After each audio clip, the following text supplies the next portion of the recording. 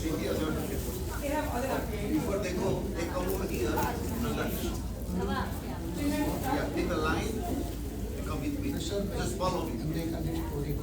Huh? Tell him one story. Yes. Yes, please. Everybody listen to the story carefully. Yes, you sit down. Anish, you all can sit down. Everybody say Jai Shri Ram. Loudly. Jai Shri Krishna. Again loudly. Jai Shri Krishna. Good. You are eating chocolate, right? You like? Okay. Now I am trying to say one story in English. I don't know very well English, even though I am trying. See, you start your life with childhood, right? Our life is too long. So we have to remember something in our life from dad or mom or dada, ba or Swamiji's son. If you remember one sentence from them, so you can protect your life and you will become happy in your life. Once upon a time, every day at evening time, king was going on the bank of river and he is walking over there. He was every day walking. One day one Swamiji went on the river and Swamiji take bath. And Swamiji put idol of God and he was praying to God. After praying, he offered sweet ball. You know sweet ball? Means? Sweet ball means? No chocolate. Laddu. You like laddu? Okay. So Swamiji was offering sweet ball to God. And Swamiji closed his eyes and he was praying, "Oh God, I offered this sweet ball, you eat it." That time one crow come over there. You know crow? How is color? White? Black. Okay. Crow looked. Oh, Swamiji offered this sweet ball to God. But when he will close his eyes, that time I will pick up that ball, sweet ball. But he was doing drama to show Swamiji, and he is taking water from river, dropping on the stone and rubbing his mouth. That time Swamiji said to crow, "Ghasata ghasata kyun ghasata hai?" You also say, "Ghasata ghasata." Loudly, "Ghasata ghasata kyun ghasata hai?" "Ghasata ghasata kyun ghasata hai?" "पत्थर पर डालता है पानी, कालिया तेरे दिल की बात मैंने जानी." Means, you understand what is meaning of this sentence? You are taking water from river, dropping on the stone and rubbing your mouth.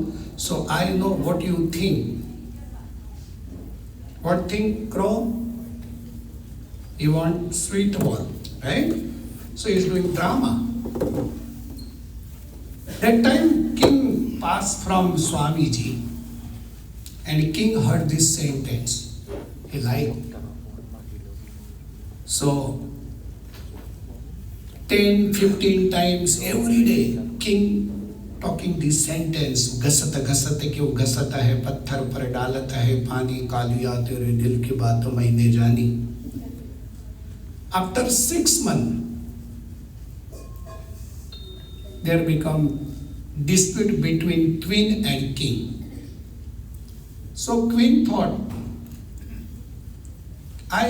if I do murder of king, so I can achieve whole kingdom. But she was not able to do this. So she asked one barber who was coming to saving for king every day. So she said, barber, I will give $1 million to you. When you are doing at morning saving of king, that time you cut down his neck. Barber think, oh, if I will do this, so I can get $1 million. So sure, I will do. That time, barber came close to king, and have you seen how is doing your dead saving? First, apply soap, right? Then taking blade, right? And doing saving. But in past time there was no blade. There was sharp knife. So barber applied the soap and he take out sharp knife from his pocket and he take emery stone. You know emery stone? No? Okay, one kind of stone. He is taking water, dropping on the emery stone and is rubbing that knife for sharpness. So king was looking this drama. That time king remember that sentence, घसत घसत क्यों घसत है, पत्थर पर डालत है पानी. That barber name was also Kalia. So king said, Kalia, तेरे दिल की बात मैंने जानी. Barber become unhappy. Oh, how can king understand? He said, I am sorry. King, queen said me to cut down your neck. Why? Because she said me, I will give $1 million to you. So I prepared. That time, king called to queen and he asked question, do you say him? She said yes. That time, king thought, oh, I remember one sentence of Swamiji, so I protect my life. So what is the principle of this story? If you follow your dad and mom, dada or ba, or Swamiji said anything, and if you follow, so you can protect your life and also you will become happy in your life. So I pray to God, Lord Sri Krishna, for everyone. God give to bless to you all kids and you will become happy and give good sense for your study. Say Jai Shri Ram. Jai Shri Krishna. Okay, now you free, okay? Brother, before you go, please come over here and do the pranam here. Come over here. One by With one. the queue. One by one. One by one, please. Come on, here, start from here, brother. You can come. Back and There is or that, like that. Okay, take a blessing from, then you can go back. Or go here, come back if you want. Yeah, let's go. Thank you. मेहनत बड़ी है तुम्हारी आश्रम बड़े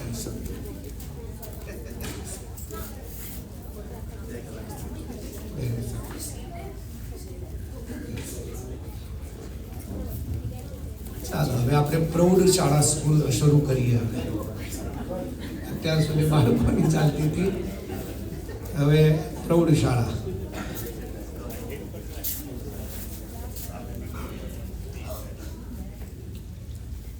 શ્રી કૃષ્ણાય તમોહરાય હરયે શ્રી નીલકંઠાય તે શ્રી નારાયણ નામધેય ધૃતયે ધર્માત્મજાયાત્મને સદ્ધર્માવન સંભવાય હરિ ઓમ કૃષ્ણાભિદાયાનિશમ ષण्णामावलि संयुताय सहजा नन्दाय वन्दामहे।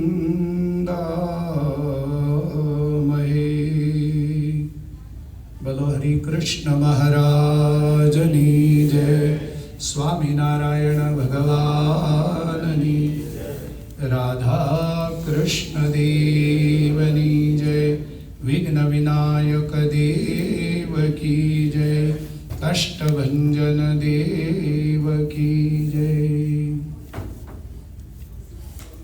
निज मंदिर में विराजमान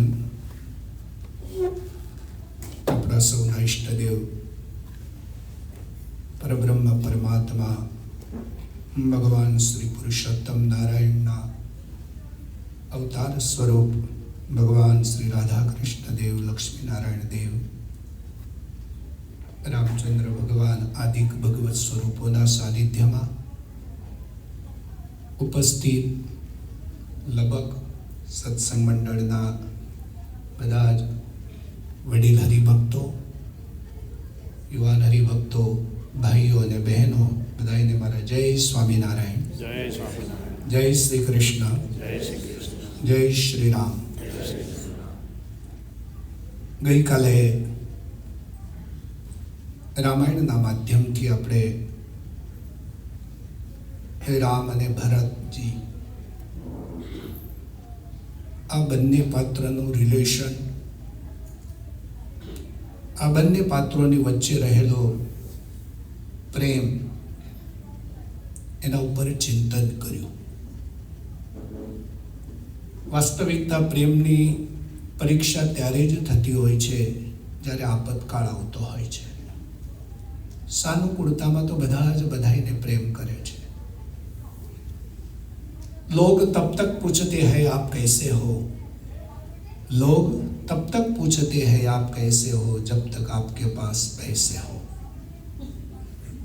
જ્યારે તમારી પાસે પૈસો ના હોય ને ત્યારે તમને કોઈ પૂછવા આવે ત્યારે હું સમજવું કે જો ન મિત્ર દુઃખ હોય દુખારી સોનર પાતક પાવત ભારી।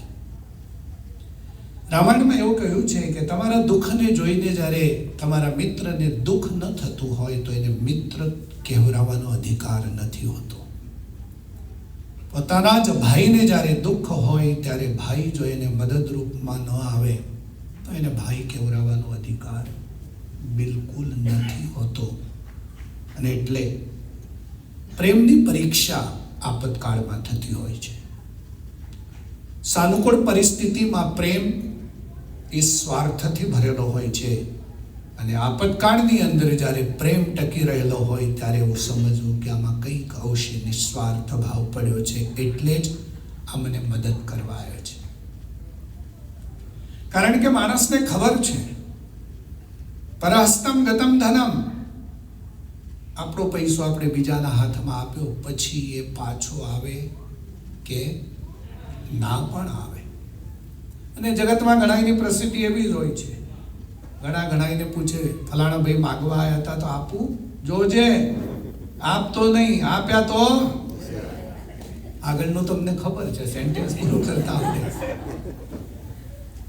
જ્યારે ઘણાની પ્રસિદ્ધિ એવી હોય કે એને જરૂર હોય ને તો જ એ માગે, નહીં તો ના માગે। જરૂર છે તો આપણી વ્યવસ્થા હોય તો આપણે આપવી જોઈએ એવું પણ જગતમાં કહેનારા મળે। તો ભરતજી અને ભગવાન રામચંદ્ર પ્રભુ એમાં જુઓ તમે, એક બાજુ ભગવાન છે અને બીજી બાજુ ભરતજી છે, એટલે જીવાત્મા છે। જીવાત્મા ને પરમાત્મા આ બંનેનું વચ્ચેનું રિલેશન જો કોઈ પણ દોરીથી બંધાયેલું રહેતું હોય તો એ માત્ર પ્રેમથી બંધાયેલું રહે છે. ભગવાનને આપણી પાસેથી શું જોઈએ? બોલો, પ્રેમ જ જોઈએ ને. એના સિવાય ને કઈ આપણે એને ડોલર આપી દઈએ છીએ કે એ આપણને આપે છે? અનાજ આપણે આપી દઈએ છીએ કે એ આપણને આપે છે? કપડાં એને આપીએ છીએ કે એ આપણને આપે છે? બહુ માઇક્રો સિસ્ટમથી જો વિચાર કરો તો આપણે એને કંઈ જ આપી શકતા નથી, પણ એ બધું જ આપણને આપે છે.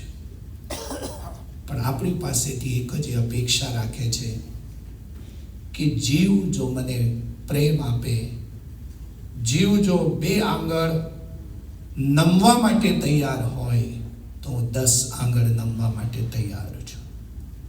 ભગવાન સ્વામિનારાયણ મહાપ્રભુનો પણ આ જ મત હતો. તેરી શરણ મેં આય કે फिर आश किसकी कीजिए,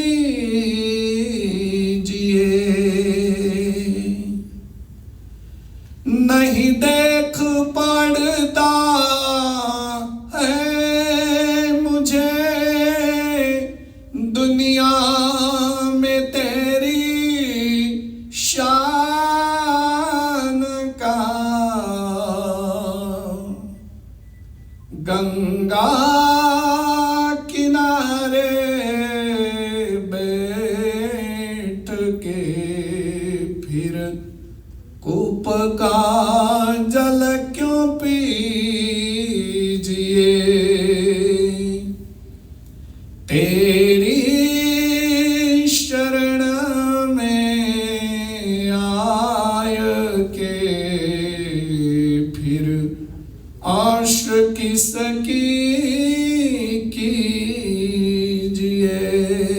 एक વાર જીવાત્મા પરમાત્માની શરણે જાય પછી આ જગતમાં જેની કોઈની જરૂર નથી હોતી, પરંતુ પરમાત્માની શરણાગતિ સ્વીકારવા માટે પણ આપણી પાસે જો કોઈ દોરી હોય તો એ માત્ર પ્રેમની દોરી છે. અને એટલે જ કહેવાય કે 2.5 અક્ષર પ્રેમ કા પઢે સો પંડિત હોય. પ્રેમ આ શબ્દ 2.5 અક્ષરનો જ છે, બહુ નાનો છે, પણ એના રહસ્યને જે સમજી શકે છે એને પંડિત એટલે એને બુદ્ધિશાળી કહેવાય છે. રામાયણના પાત્રોની અંદર રામ તો એક સુપ્રીમ તત્વ છે, એ પાત્રને મૂકો બાજુમાં, પણ પછી બીજા પાત્રોનું જ્યારે મૂલ્યાંકન કરવા બેસો ત્યારે પત્ની તરીકે સીતા રામને પ્રેમ કરે એ તો પ્રકૃતિનો નિયમ છે. માં તરીકે કૌશલ્યા રામને પ્રેમ કરે એ પણ પ્રકૃતિનો નિયમ છે. પણ ભાઈ જ્યારે ભાઈને પ્રેમ કરે છે ને ત્યારે પ્રકૃતિથી ઉપર જઈ અને પ્રેમનું મૂલ્યાંકન થતું હોય છે. અને એટલે ભાઈ ભાઈના પ્રેમની વચ્ચે અનેક અવરોધો આવી શકે. ભરતજીના પ્રેમમાં અવરોધ બહુ મોટો આવ્યો અને માત્ર મા તરફથી આવ્યો, કઈ તરફથી આવ્યો. પણ કઈ નથી જીત્યા રામાયણમાં. રામાયણમાં જો જીત કોઈની થઈ હોય તો એ ભરતજીની થઈ છે. અને ભરતજીની જીત થઈ એની પાછળનું કારણ એનું સમર્પણ અને ત્યાગની ભાવના હતી. જો ભરતજીના મનમાં ક્યાંક ઊંડે એવો ભાવ હોત કે ચાલો ને હવે ગાદી મળી જ છે તો લઈ જ લઈએ, શું કરવા જતી કરીએ. આપણે કહીએ છે ને લક્ષ્મી ચાંદલો કરવા આવે તો જાઓ તમે મોઢું ધોવા, કોઈ ના જાઓ ને. તો ક્યાંક ને ક્યાંક નિહિત સ્વાર્થ ભરેલો છે. એ નિહિત સ્વાર્થ ભરતજીના જીવનમાં નહોતો ને એટલે ભરતજીનો વિજય થયો છે. ભરતને વશ રામને થવું પડ્યું. રામ પાછા અવધ આવ્યા ન આવ્યા એ વસ્તુ અલગ છે, પણ રામચંદ્ર પ્રભુને પોતાના મુખે ઉપર કહેવું પડ્યું કે ભરત, આ રઘુવંશનો રક્ષક માત્ર તું એક જ છું અને તારે અવધની એ રાજગાદીનો સ્વીકાર જે રીતે કરવો એ રીતે કર, પણ આ રાજ્યનું રક્ષણ તારે કરવાનું છે. તો ચાલો, જે ભરતજીના પ્રેમની ઉપર આપણે ગઈકાલે ચર્ચા કરી રહ્યા હતા, એની અંદર આપણે ક્યાં સુધી પહોંચ્યા? જરા મને કોઈ કહેશો, યાદ હોય તો? હું તો ભૂલી ગયો. હા, એમ બરાબર. દશરથજીનો અગ્નિ સંસ્કાર થઈ ગયો. ત્યાર પછી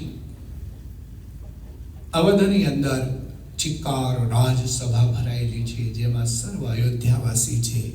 ત્રણેય માતાઓ છે, કૌશલ્યા, સુમિત્રા, કૈકેયી પણ ત્યાં હાજર છે. વશિષ્ઠજી મહારાજ છે, મા અરુંધતીજી છે, મંત્રી અને પ્રધાનો ઉપસ્થિત છે. અને આ બધાએ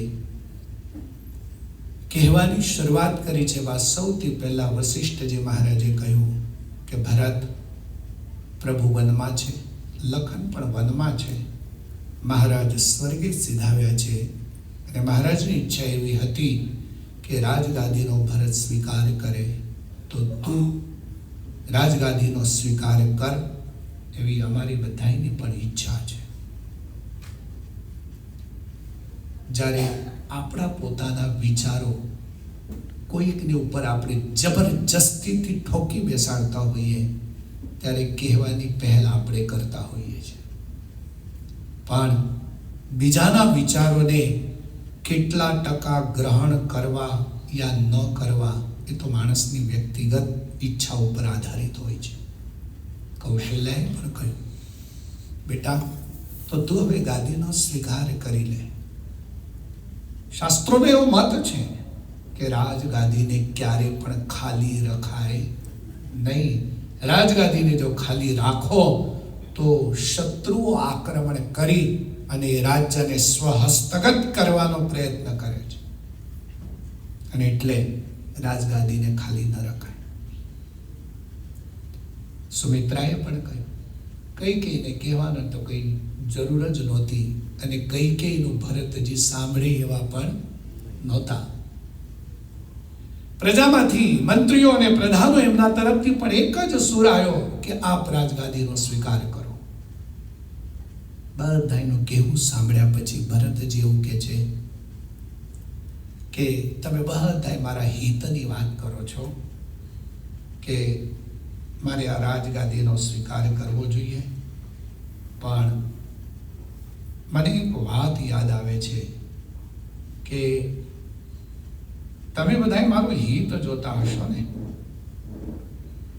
એટલે મને આ ગાદીનો આગ્રહ કરો છો ને. ગોસ્વામી તુલસીદાસજી ભરતજીના વિચારોને ચોપાઈમાં લખ્યા છે. પરિજન પ્રજા સચિવ સબ અંબા તુમ હી સુતા સબ કહ અવલંબા. પરિજન પ્રજા, પરિજન એટલે સગા સંબંધીઓ, પ્રજા એટલે નગરવાસીઓ, અંબા એટલે માતા.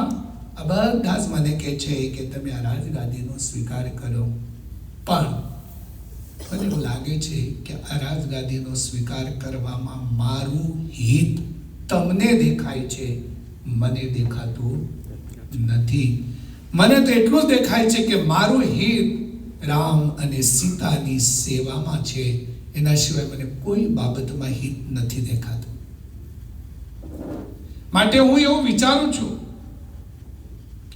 કે તમારા બધાની આજ્ઞાને હું ચોક્કસ માન આપું છું, પણ ગાદીનો સ્વીકાર કરવા માટે મારું મન ના પાડે છે. કારણ કે જો હું આ ગાદીનો સ્વીકાર કરીશ તો હું એટલો પાપી છું કે હું રઘુવંશની અંદર જન્મ્યો છું એવું કહેવડાવવા માટે લાયક નથી, રામનો ભાઈ છું એવું કહેવડાવવા માટે લાયક નથી, દશરથનો પુત્ર છું એવું કહેવડાવવા માટે લાયક નથી, પણ કુટિલ કૌકેયીનો દુષ્ટ અને પાપી દીકરો છું એવું કહેવડાવવા માટે ચોક્કસ લાયક છું. ભરતજીની આંખમાંથી આંસુઓની ધારાઓ વહે છે. ભરતજી પોતાની વ્યથાને પ્રગટ કરે છે. ભરતજીની વ્યથા એ હતી કે મારે લીધે મારા પ્રભુને વનમાં જવું પડે છે. એ દુઃખ મારાથી સહન નથી થતું. અને ત્યારે ભરતજી પોતે એવું માને છે કે જેમ જળ વિનાની નદી ન શોભે, તિલક વગરનું લલાટ ન શોભે, પતિ વગરની સ્ત્રી ન શોભે, એમ રામ અને સીતા વગરનો ભરત ના શોભે. જ્યાં રામ અને સીતા છે ત્યાં ભરત શોભે, કારણ કે હું તો દાસ છું. મદ ભક્ત ભક્ત પરિપાલિત ભક્ત ભક્ત ભક્તસ્ય ભક્ત ઇતિમામ વદલોકનાથ. હું કદાચ ડાયરેક્ટ રામની સેવા ના કરી શકું તો રામના દાસની સેવા કરું, એના દાસની કરું, એના દાસની કરું, એના દાસની દાસ કરું, જેને આપણે દાસાનું દાસ કહીએ છીએ. અને હકીકત છે, જેને દાસાનું દાસ થતા આવડ્યું એને ભગવાનનો દાસ થતા આવડે. ડાયરેક્ટ જે ભગવાનનો દાસ થવાનો પ્રયત્ન કરે તો કદાચ એમાં ક્યારેક અહંકાર આવી જાય. ઘણા જગતમાં એવા લોકો છે, આપણે કોઈ ગુરુની જરૂર નથી, આપણે આપણા ગુરુ. આવા ઢોલડાયા જગતમાં ઘણા હોય છે. પણ એક વાત સમજી રાખજો કે એવા ઢોલડાયા 80 વર્ષે ही કોરાને કોરા જ હોય. એક ગામમાં ભિક્ષુ એક ગામથી બીજે ગામ જતો હતો. વૈશાખ મહિનો હતો. બહુ તરસ ને બહુ ભૂખ લાગેલી, ભિક્ષા મળી નહોતી એટલે. અને એમાં ચાલતા ચાલતા 6-8 કિલોમીટર ચાલીને આવે. એમાં ગામની બહાર જ મોટો બંગલો જોયો એને. દૂરથી રસ્તા ઉપરથી જોયું તો બંગલામાં હિંડોળા ખાટ બહાર જ, બંગલાની બહાર હતી. અને હિંડોળા ખાટ ઉપર શેઠ અને શેઠાણી બે બેઠા હતા. આ ભિક્ષુ લડથડિયા ખાતો જેમ તેમ કરી અને પહોંચ્યો. ત્યાં થાંભલો હતો. એ થાંભલાને આમ ટેકો દઈને કે છે, શેઠ, ઓ શેઠ, મને જરા એક ગ્લાસ પાણી આપો ને. મને બહુ તરસ લાગી છે, બહુ ભૂખ લાગી છે, પણ પહેલા મને પાણી આપો. ભગવાન તમારું સારું કરશે. શેઠ, એક ગ્લાસ પાણી આપો ને. કરગરે છે. હિંડોળા ખાટ ઉપર શેઠ અને શેઠાણી બે બેઠા છે. શેઠે તરત જ બૂમ પાડી, એ છગન, ઓ છગન. પણ છગન કઈ દૂર હશે. છગન એટલે ઘરનો નોકર. એને હોંકારો ન દીધો, આવ્યો પણ નહીં. એટલે શેઠ તો એમને બેસી રહ્યા. બે જણા શેઠ અને શેઠાણી હિંડોળા ખાટ ઉપર ઝૂલે છે. પેલો ભિક્ષુક ફરી કે છે, શેઠ, મને પાણી આપો ને. મારા શરીરમાં પ્રાણ નહીં ટકે હવે. શેઠ કે છે, અલ્યા, પાણી તો આપવું છે, પણ અહીંયા કોઈ માણસ નથી. ત્રીજી વાર ભિક્ષુકે એમ કીધું, શેઠ, મને જરા પાણી આપો ને એક ગ્લાસ, તો મારા શરીરમાં પ્રાણ ટકી જશે. ફરી વાર શેઠે એમ કીધું, એટલે પાણી તો આપવું છે, પાણી તો ઘણું છે, પણ અહીંયા કોઈ માણસ નથી. અને ત્યારે ભિક્ષુક કે છે, શેઠ, હું પાણી માટે કરગરો છું. તમને હું કહું છું કે મને એક ગ્લાસ પાણી આપો, પાણી આપો, પાણી આપો. તમે કહો છો માણસ નથી, માણસ નથી. તો આ હિંડોળા ખાટ ઉપર આ બે બેઠા છે, આ ઢોર છે? તમારામાં માણસાઈ નથી આટલી બી કે કોઈકના પ્રાણ બચાવવા માટે તમે એક ગ્લાસ પાણી નથી ઊભા થઈને આપી શકતા? હું તો ભિક્ષુક છું, હું તો બહારનો છું, મારાથી ઘરમાં પ્રવેશ ના કરાય એ મારા માટેની મર્યાદા છે, પણ તમે આટલું ના કરી શકો? મનુષ્ય જન્મ મળ્યા પછી જો આપણે ઈશ્વરની સાથે સંબંધ ન બાંધી શકીએ, ઈશ્વરને ઓળખવા માટે કોઈ સારા સદગુરુ જ્ઞાની એના શરણે જો ના જઈ શકીએ ને, તો પેલા હિંડોળા ખાટ ઉપર બેઠા છે ને એને કોણ કહેશો તમે? શું કહેશો? એને તો પશુ જ કહેવાય, ઢોર જ કહેવાય. મનુષ્ય જન્મ મળ્યા પછી પરમાત્માની શરણાગતિ સ્વીકારવીને આ એક મુખ્ય હેતુ આપણા જીવનનો છે. પણ મુખ્ય હેતુને આપણે ગૌણ બનાવી દીધો અને ગૌણને આપણે મુખ્ય બનાવી દીધું છે. ઘણી વખત બનતું એવું હોય છે કે જેને મહત્વ ન આપવું જોઈએ એવા કામને આપણે મહત્વ આપીએ અને જેને મહત્વ આપવું જોઈએ એને આપણે આપી શકતા નથી.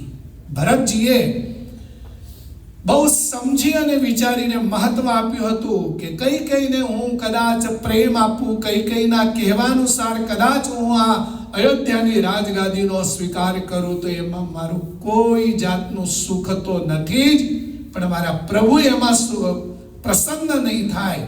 હું કઈ ભલે નારાજ થાય, પણ હું તો એટલું જ ઈચ્છું છું કે જે ગાદીના અધિકારી મારા પ્રભુ છે એ ગાદી ઉપર મારાથી ના બેસાય, મારાથી એને વંદન જ કરાય. ભરતજી રડતા રડતા કહે છે હું આ ગાદીનો સ્વીકાર કરીશ નહીં, અને જો કરીશ તો મને ચોક્કસ ખબર છે કે આ પૃથ્વી પાતાળમાં જતી રહેશે. માટે તમે મને હવે આનો આગ્રહ ન કરશો, પણ હું મારા હૃદયના વિચારો તમારી આગળ રજૂ કરું છું. એ વિચારોને જરા તમે સાંભળો. હું ભલે કુટિલ કઈના કુખેથી મારો જન્મ થયો છે, પણ મારી એવી ઈચ્છા છે કે હું વનમાં જઈશ, પ્રભુને વનમાંથી લઈ આવીશ, અને પ્રભુ એ રીતે તૈયાર ન થાય તો મારો બી પ્લાન એ છે કે પ્રભુ, મા જાનકી અને લખન આ ત્રણેય અયોધ્યામાં રહેશે અને હું ને શત્રુઘ્ન અમે આખી જિંદગી જંગલમાં રહીશું. અવધની પ્રજાએ તાળીઓનો ગડગડાટ કર્યો. અવધની પ્રજાના મુખમાંથી શબ્દો નીકળ્યા છે, ઓહો, આ ભરત કેટલો લાયક છે. નાલાયકી મેળવવામાં ટાઈમ નથી લાગતો, નાલાયકી કરવામાં બીજી કોઈ વસ્તુની જરૂરિયાત પડતી નથી, પણ લાયક બનવા માટે છે ને આખી જિંદગીનું બલિદાન આપવું પડે છે. લાયક બનવા માટે કોઈકની આજ્ઞાનું પાલન કરવું પડે છે. અને એટલે જ કહેવાય, जीवन में यदि सफल होना चाहते हो तो किसी का चरण छूना सीखो. भगवान द्वारिकाधीश ने सुदामाना पग धोવાની કોઈ જરૂરિયાત હતી? એ તો સ્વયં નારાયણ છે. સુદામા તો એક પોરબંદરના બ્રાહ્મણના પરિવારની અંદર જન્મેલા એક બ્રાહ્મણ છે, એક ભક્ત છે. પણ ભગવાન દ્વારિકાધીશ આપણને એ શીખવાડે કે હું એક ગરીબ બ્રાહ્મણના જો પગ ધોઈ શકતો હોઉં તો સર્વસામાન્ય જીવોએ શું ના કરવું જોઈએ? सफल होना चाहते हो तो किसी का चरण छूना सीखो. ભરતજી એટલું જ કીધું, હું આ ગાદીનો સ્વીકાર નહીં કરી શકું. અને અંતે પરિણામે આવ્યું કે તો શું, હું આવતીકાલે સવારે વન તરફ જવા માટે તૈયાર છું, તમારામાંથી કોઈને આવવું હોય તો આવો. બધાએ ઊંચે સાદે એમ કહ્યું, ભરતજી તમે ભગવાનને લેવા માટે જો જતા હો ને તો અમે તમારી સાથે આવીશું. એકબીજાને કહેવા, તમે ચાલો આપણે જઈએ, તમે ચાલો આપણે જઈએ. પણ અયોધ્યામાં એક પાત્ર એવું હતું કે એને કોઈ એવું કહેનાર નહોતું કે તમે પણ અમારી સાથે ચાલો. અને એ પાત્ર હતું કૈકેયી. लेने गई थी पूत और खोके आई पति. દીકરાને મેળવવા માટે, રાજગાદી મેળવવા માટે એને વચન માગ્યું હતું, પણ એને શું ગુમાવી દીધા? પતિ. જે દિવસે સ્ત્રી, પત્ની પોતાના પતિને ગુમાવે છે તે દિવસે એનું સર્વસ્વ ભૂસાઈ જતું હોય છે. એને કોઈ કહેનાર નહોતું કે કઈ તમારે આવવું છે. બીજા દિવસની સવાર થઈ, બ્રાહ્મ મુહૂર્ત થયો, ત્યાં તો અવધની પ્રજા વિશ્વામિત્રજી, કૌશલ્યા, સુમિત્રા, અરુંધતીજી બધા જ તૈયાર થઈ ગયા છે.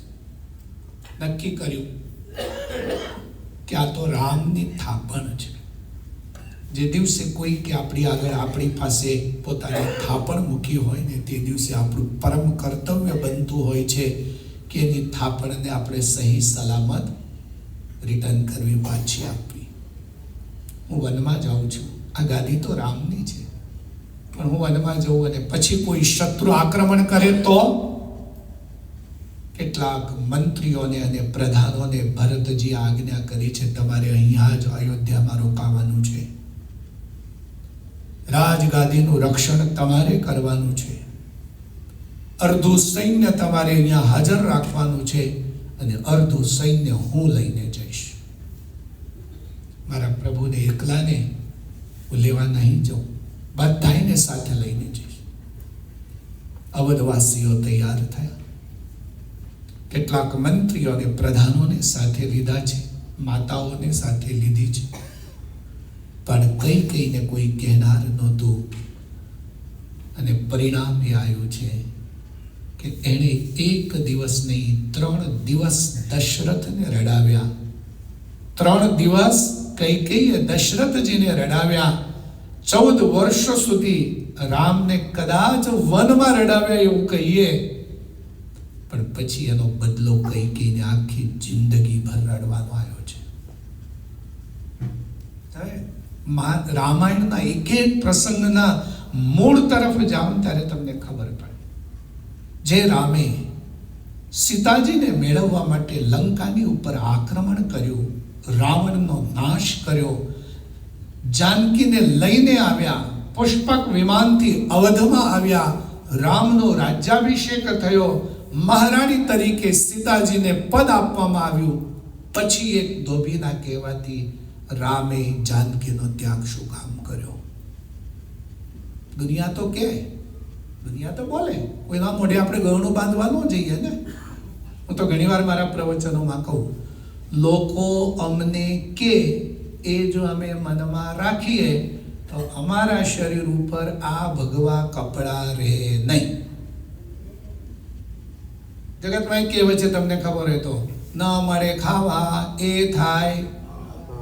જો આવડે છે લોકો એવું સમજે, હા ખાવાનું તો મળતું નહીં એટલે સાધુ થઈ ગયા છે, બાબા થઈ ગયા છે, પણ એવું નથી. અને એમાં સ્વામિનારાયણના સાધુ માટે તો નહીં જ. ગુજરાતમાં તમને ખબર છે બીજી કે નોકરી કરવી તો સરકારની ને સાધુ થવું તો સ્વામિનારાયણ ભગવાન આ પૃથ્વી ઉપર પ્રત્યક્ષ બિરાજે છે. અને એટલે છે ને સ્વામિનારાયણના સાધુ 4 બંગડી વાળી હોય કે પેલી બીજી કઈ તરુણભાઈ રોલ્સ રોય કે જે કઈ કહેતા હોય એમાં સ્વામિનારાયણના સાધુ ફરે. કારણ કે એણે માગી લીધું, વરદાન માગ્યું છે કે મારો થઈને જે રે, અન્ન વસ્ત્ર ને આબરૂએ કરીને ક્યારે પણ દુખ્યો ના થાય. સત્સંગી માટે, પોતાના ભક્ત માટે જો આવા શબ્દો કયા હોય તો જેણે પોતાને માટે જીવન સમર્પિત કર્યું, જેણે સ્વામિનારાયણની આ ભગવી ચૂંદડી ઓઢી હોય એના માટે. અરે અમે તો કેટલી વાર કહીએ કે તમે તમારા છોકરાઓને જેટલા સાચવો છો ને, તમે સાંભળી લેજો ફરી, તમે તમારા છોકરાઓને જેટલા સાચવો છો એના કરતા ભગવાન સ્વામિનારાયણ અમને હથેળીમાં રાખીને સાચવે છે. અને એટલે કહેવત છે કે નોકરી કરવી તો સરકારની ને સાધુ થવું તો કોઈની ઈચ્છા હોય તો કે જો ગરડાની લઈ લઈશું, આવો ફકડી ગયેલો ખટારો હશે ને તોય લઈ લઈશું. મારે એ કહેવું છે કે એના જ્યારે થઈએ છે ને ત્યારે આપણું પ્રારબ્ધ બદલાઈ જાય છે. આપણું પ્રારબ્ધ સાઈડમાં થઈ જાય, પછી ભગવાનનું પ્રારબ્ધ આપણા માટે હોય. કૈકેયી એને છે તો દશરથને 3 દિવસ રડાવ્યા તો એને આખી જિંદગી રડવાનું આવ્યું. જાનકી એને લખનને 12 મિનિટ સુધી રડાવ્યા તો રામે જાનકીનો 12 વર્ષ સુધી ત્યાગ કર્યો. કર્મજન્ય દુઃખ હોય છે ને, ઘણા દુઃખ કેવા હોય? કર્મજન્ય હોય. આપણે કહીએ ને ચોડીને ચૂડ ઊભું કર્યું, હવે પેટ બરાબર હતું શું કરવા છોડવાની ક્યાં ગરજ હતી, પણ છોડ્યું તો એમાંથી શું ઊભું કર્યું? પરિણામે આવે. જે દિવસે રાવણ ભિક્ષાટન કરવા માટે દંડકારણ્યમાં પંચવટીમાં આવ્યો, તે દિવસે તે પહેલા એક ઘટના એવી ઘડેલી કે એક સુવર્ણમય સિંહને જાનકીએ જોયો. પ્રશ્નોના જવાબ આપજો. સોનાનો સિંહ હોય, જાનકીને કેમ દેખાણો? ચશ્મા પહેર્યા હતા, માયાવી હતો. અસંભવમ હેમ મૃગસ્ય જન્મ તથાપિ રામો લુલુભે મૃગાય પ્રાય સમાપન્ન વિપત્તિ કાલે ધિયોપી પુંસામ મલિના ભવંતી. સોનાનો મૃગ ના હોય, સોનાનો સિંહ ન હોય, તો એ ન હોય તો પછી જાનકીને દેખાયું શું કરવા? તથાપિ રામો લુલુ. ચાલો, જાનકીને ખબર નહોતી, પણ રામને તો ખબર હતી ને કે સોનાનો મૃગ નથી હોતો એમ. તથાપિ રામો લુલુભે મૃગાય. છતાં પણ રામચંદ્રજી એમાં લોભાયમાન થયા. કેમ? તો કે છે પ્રાય સમાપન્ન વિપત્તિ કાલે ધિયોપી પુંસામ મલિના ભવંતી. જ્યારે આપત્તિ આવવાની હોય ત્યારે મહાપુરુષોની બુદ્ધિ પણ ભ્રષ્ટ થઈ જતી હોય છે. રામ ગયા સુવર્ણમય મૃગની પાછળ. આ બાજુ લખનને જાનકીના રક્ષણ માટે રાખ્યા છે. કથા તમને બધી જ ખબર છે, પણ એની પાછળનું જે રહસ્ય છે ને એ નથી આપણે યાદ રાખતા, એટલે મુશ્કેલીઓ થાય છે. લખન ત્યાં જ છે, પણ જ્યાં સુધી લખન હાજર હોય ત્યાં સુધી રાવણના બાપની તાકાત નહોતી કે ભિક્ષાટન કરવા માટે પણ ત્યાં આવે. અને એટલે માયાવી મૃગની રૂપમાં રહેલો જે મારીચ હતો, એ મારીચે પ્રભુ રામના ધ્વનિની અંદર લખન આવો જ્યારે અવાજ કર્યો છે, ત્યારે એ શબ્દ જાનકીને સંભળાણા, લખનને નહીં. અને એટલે જાનકીએ લખનને એમ કીધું કે લખન ભૈયા, પ્રભુને કોઈ આપત્તિ આવી હોય એવું લાગે છે તો તમે જાઓ, જલ્દી જાઓ મદદ માટે.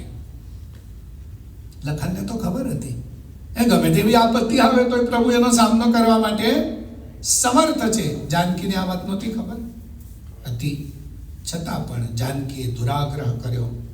દુરાગ્રહ કરતા કરતા જાનકીએ લખનને એવું કહી દીધું કે લખન ભૈયા, તમે જે એવું માનતા હોય કે રામનું મૃત્યુ થઈ જાય તો આ જાનકી દિયરવટુ વાળીને તમારી સાથે લગ્ન કરશે. ભૂલી જાઓ, હું મરી જઈશ, પણ તમારી હારે દિયરવટુ નહીં વાળો. એ જમાનામાં દિયરવટુ વાળવામાં આવતું. આ શબ્દ બોલવાની કોઈ ગરજ નહોતી.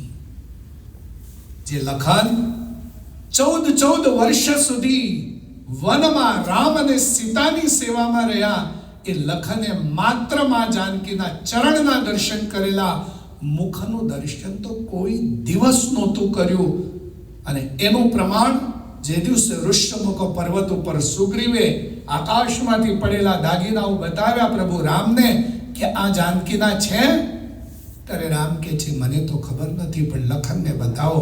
અને ત્યાં વખતે લખનને પ્રશ્ન કરવામાં આવ્યો કે આ જાનકીના દાગીના છે, અને ત્યારે લખને કહ્યું નાહમ જાનામી કેયુરે નાહમ જાનામી કુંડલે. કાનના જે લટકણિયા છે એને તો હું નથી ઓળખી શકતો, પણ નિત્યમ પાદાભિવંદનાત, હું દરરોજ ચરણના દર્શન કરું છું, ત્યારે માના ચરણની અંદર રહેલા જે ઝાંઝર હતા ને એ આ જ હતા, એ ઓળખી શકું છું. આટલી જેને મર્યાદા સાચવી એ લખન માટે જાનકી એવું કે હું દિયરવટુ નહીં વાળો. લખનને તો સંકલ્પ નહોતો,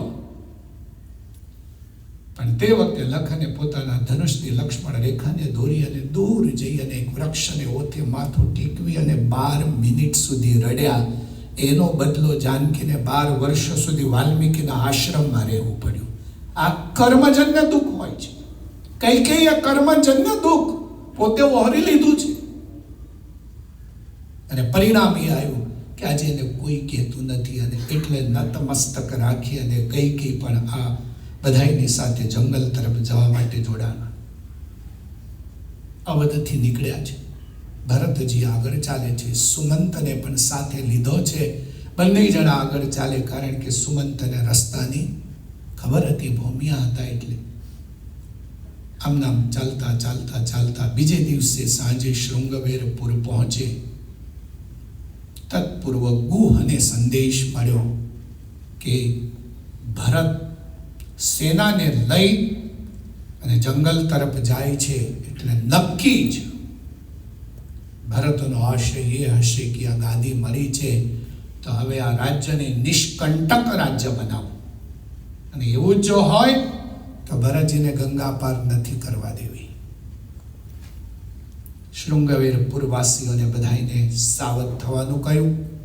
ગંગાજીની અંદર જેટલી પણ નૌકાઓ હતી બધી જ નૌકા પોતાના તાબામાં લીધી છે કે આવતીકાલે તો શું, જ્યાં સુધી મારી આજ્ઞા ન આવે ત્યાં સુધી કોઈ પણ ગંગાજીમાં નૌકા નહીં ચલાવે. બધાને સાવધ કર્યા. કોઈક વડીલો હતા, એને એમ કીધું કે પણ જરા તપાસ તો કરાવો કે ભરતજી શા માટે વનમાં જાય છે. રામને મારી અને પોતાનું રાજ્ય નિષ્કંટક બનાવવા માટે જાય છે કે પછી રામને મનાવવા માટે જાય છે, એ તો થોડી તપાસ કરી લો. બે સારા સુજ્ઞ માણસોને મોકલ્યા છે. સામે જ્યારે ગયા છે ને ત્યારે ભરતજીની આંખમાંથી અશ્રુની ધારાઓ પડતી હતી. રામ રામ રામ આ શબ્દોનું ઉચ્ચારણ થતું હતું. અને ત્યારે આવેલા માણસોએ જાણી લીધું કે ભરતજી પ્રભુને મારવા માટે નથી જતા, પરંતુ મનાવવા માટે જાય છે. ગુહને સંદેશ આપ્યો. ગુહ સામા આવ્યા છે અને તે વખતે પહેલા જ ભરતજીએ પ્રશ્ન કર્યો કે મારા માતા ને પિતા એટલે પ્રભુ અને મા જાનકી ક્યાં ક્યાં બેઠા હતા એ મને જગ્યા બતાવો. ગંગાજીના કિનારાથી થોડે દૂર એક વિશાળ વટવૃક્ષની નીચે પ્રભુ રામ અને સીતા જ્યાં બેઠા હતા, સૂતા હતા, એ જગ્યાએ લઈ ગયા છે. અને ભરતજીએ ત્યાં સાષ્ટાંગ દંડવત પ્રણામ કર્યા છે. હું મારા પ્રભુના દર્શન નથી કરી શકતો, પણ એના ચરણ જે ભૂમિ ઉપર પડ્યા છે, એના ચરણથી અંકિત જે ભૂમિ છે એ ભૂમિને દંડવત કરું ને એટલે મારા પ્રભુ સુધી મારા દંડવત પ્રણામ પહોંચે. આને કહેવાય મહિમા. બાકી મંદિરમાં આવીને બિલખાના ઠોયાની જેમ ઊભા રહીએ, નહીં હાથ જોડવાના, નહીં મસ્તક નમાવાનું, એનાથી કઈ ભગવાન રાજી નથી થતા. તમે પ્રેસિડેન્ટ બાઇડનને મળવા જાઓ ને તો પ્રોટોકોલ ફોલો કરવો પડે ને, કે સીધા જઈને હાથ પકડી લો. એમ મંદિરમાં આ તો બાઇડનના બાપ નહીં, બાપ નહીં, બાપ નહીં, બાપ નહીં, બાપ નહીં, બાપ છે તો એને આગળ આવીએ તો પ્રોટોકોલ તો હોય કે નહીં એનો. એને નમન કરીએ, હાથ, હૃદય અને મસ્તક એક લેવલમાં આવે એ રીતે પગે લાગીએ. શક્ય હોય તો દંડવત પ્રણામ કરીએ, ત્યારે એની કૃપા વરસે. એમને એમ નથી વરસતી કઈ. તમે તમારા દીકરાને નાનો હોય ને ત્યાં સુધી એમને આપી દો, પણ સ્કૂલમાં જતો થાય, હોમવર્ક ના કરે ને ત્યારે બાપ પણ એની સાથે ડીલ કરતો થઈ જાય. હોમવર્ક કર તો ચોકલેટ આપીશ. સેજ સ્કૂલમાં જતો થાય ને ત્યાંથી બાપ કે મા દીકરાની સાથે ડીલ કરતા થઈ જાય. તો અહીંયા આપણે ડીલ કરવા નથી આવતા, અહીંયા તો આપણે એની કૃપા પ્રસાદ મેળવવા માટે આવીએ છીએ. અને એટલે પ્રોટોકોલ ફોલો કરવો. ઘણી વખત અમે ઘણી જગ્યાએ જઈએ, લોકો મંદિરમાં જાય, મસ્ત ડિઝાઇન છે, એટલે ડિઝાઇન જોવા આવ્યો છું કે અહીંયા ભગવાનના તું દર્શન કરવા આવ્યો છે. ડિઝાઇન જોજે ને પછી પહેલા દર્શન તો કરી લે. અને ઘણાની દ્રષ્ટિ એવી હોય કે એને બીજામાં દોષ જ દેખાય, એને માત્ર પોતામાં ગુણ દેખાય. ખલહ સરષપ માત્રાણી પરચ્છિદ્રાણી પશ્યતિ આત્મનો બિલ્વ માત્રાણી પશ્યન્નપી ન પશ્યતિ. ખળ માણસ હોય ને એને બીજાના રાઈના દાણા જેટલા દોષો દેખાઈ આવે, પણ પોતાના સર્પ અને રહેવાના મોટા મોટા દર હોય ને એ ન દેખાય. ભરતજી ગુહ જે જગ્યાઓ બતાવે છે ત્યાં આરોટે છે, પ્રણામ કરે છે, જમીન ઉપર મસ્તક મૂકી અને પગે લાગે છે, આંખમાંથી અશ્રુ પડે છે. ગુહને કહે છે, ગુહ, મારા પ્રભુ કઈ બાજુ ગયા છે, મને જરા તમે માર્ગદર્શન આપશો. ગુહને એમ થયું કે ભરતજી સાચા હૃદયથી જ મનાવા જાય છે તો મારે સાથ અને સહકાર આપવો જ જોઈએ. કારણ કે ગુહે ભગવાનને એવું કહ્યું હતું કે હું તમારી સાથે 14 વર્ષ વનમાં રહું, કારણ કે વનની અંદર કેવી સ્થિતિ હોય છે એની મને ખબર હોય છે. પણ ભગવાને ના પાડી દીધી હતી. એ ગુહને પાછા મોકલી દીધા હતા. એટલે ગુહને એમ કે ભરતજીના માધ્યમથી પણ ભગવાનના દર્શન થાય તો એના જેવા કયા મોટા સદભાગ્ય છે. જોડાયા, એક રાત ત્યાં રોકાણા છે, બીજે દિવસે ગંગા પાર કરી અને આગળ નીકળ્યા છે. ચાલતા ચાલતા ભૂખ્યા તરસ્યા ઉપવાસ કરતા કરતા જાય છે. જે પોતાની સાથે નગરવાસીઓ છે એ નગરવાસીઓને ક્યાંક કંદમૂળ મળે તો ખાવાનું કહે છે. બંને માતાઓ, ત્રણેય માતાઓ, ગુરુ અને મા અરુંધતી એને ડોલીમાં બેસાડ્યા છે, કારણ કે ચાલી શકતા નથી. એક તો પતિ ગયા છે એનું દુઃખ છે, શરીર ક્ષીણ થઈ ગયેલું છે, લડથડિયા ખાય છે. પણ એન કેન પ્રકારે ચિત્રકૂટ સુધી પહોંચવું છે. ચોથે દિવસે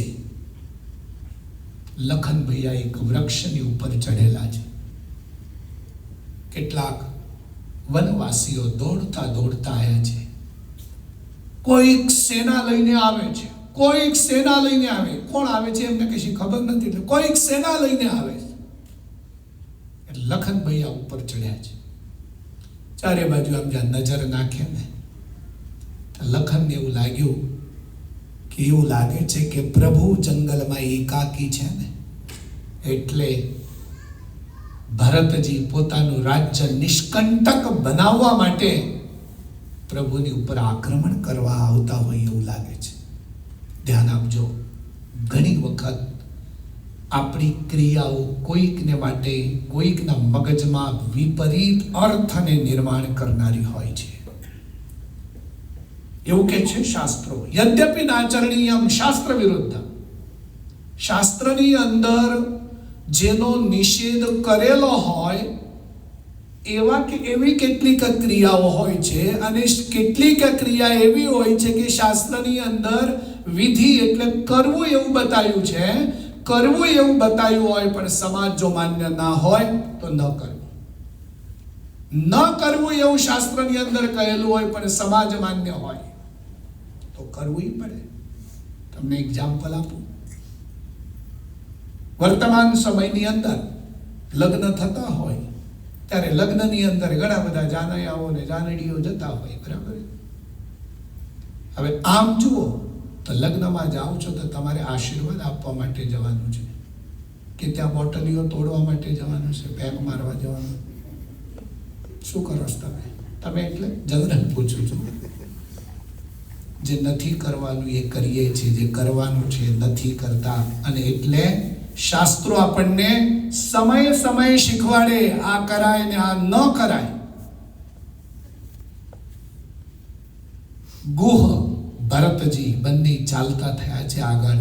લખનની નજર પડી છે ને લખનને એવું થયું કે માનો કે ન માનો, ભરતને રાજગાદી મળી, સત્તા મળી, એટલે આ ઉચ્છૃંખલ થયો છે. નક્કી પ્રભુને એકાકી સમજી અને પ્રભુની ઉપર આક્રમણ કરવા માટે આવ્યા છે. પણ હું આજે ભરતને જીવતો નહીં જવા દઉં. વૃક્ષો પરથી નીચે ઉતર્યા. પ્રભુ રામ અને જાનકી વેદિકા ઉપર બેઠા છે. સામે આવી અને હાથ જોડીને કહે છે, પ્રભુ વગર કહે મારે તમને કંઈ જ કહેવું ના જોઈએ, તો સેવકનો ધર્મ છે. પણ આજે હું સાચા અર્થમાં સેવક બનવા માંગુ છું. લખન, શું છે? પ્રભુ, મારો અંતરાત્મા એવું કહે છે કે ભરતજી આપની ઉપર આક્રમણ કરવા માટે આવે છે, આપને એકાકી સમજી અને મારવા માટે આવે છે. પણ આજે હું ભરત કે શત્રુઘ્ન એ બંનેમાંથી એકને પણ રણભૂમિમાંથી જીવતા પાછા નહીં જવા દઉં. મને માફ કરજો જો મારાથી આ શબ્દ બોલાણા હોય છે. લખન એક સમર્પિત પાત્ર હતું. ભરતજી પણ એક સમર્પિત પાત્ર હતા. પણ ભરતજી અને રામ આ બંનેના સમર્પણમાં કઈ આડા આવતા હતા, જ્યારે લખન અને રામ આ બંનેના સમર્પણની અંદર સુમિત્રા એ મદદરૂપ થતા હતા. કોઈ આધ્યાત્મિક માર્ગે ચાલતું હોય ને તો એને પ્રોત્સાહન આપો, એને પ્રેરણા આપો. આધ્યાત્મિક માર્ગે કોઈ ચાલતું હોય ને એમાં અવરોધ ઊભા કરો ને તો એ જ કઈ છે ને, એ જ રાવણ છે, એ જ કંસ છે. કે રાવણને ને કંસને શિંગડાને પૂંછડા હતા કે કઈ ને કઈ વધારાના અંગો હતા, એવું કઈ હતું નહીં. એ તો સ્ત્રી જેવી સ્ત્રી જ હતી. આપણી બુદ્ધિથી, આપણી ક્રિયાઓથી, આપણી વૃત્તિથી આપણે કોને સપોર્ટ કરીએ છીએ એના ઉપર આપણી વૃત્તિને નક્કી થાય છે. લખન સમર્પિત જ હતા ને, એના સમર્પણમાં કોઈ ખામી નહોતી. પણ લખનના સમર્પણની અંદર સુમિત્રાનું યોગદાન એ હતું કે જે દિવસે વનમાં જવા માટે લખન સુમિત્રાની પાસે આજ્ઞા માંગવા ગયા, માં મારે પ્રભુની આજ્ઞા, પ્રભુની સેવા માટે વનમાં જવું છે, મને આજ્ઞા આપ. અને રામાયણ એવું કહે છે કે સુમિત્રાએ લખનને પ્રશ્ન કર્યો છે, શા માટે જવું છે બેટા? મારે માં જાનકી અને પ્રભુની સેવા માટે જવું છે. તો મને એક વચન આપ. શું વચન જોઈએ માં? આપીશ? હા માં આપીશ. તો વનમાં જાય છે તો વનમાં તારા મોટા ભાઈ એટલે રામ અને તારી ભાભી એટલે જાનકી, આ બેની સાથે તારે રહેવાનું છે.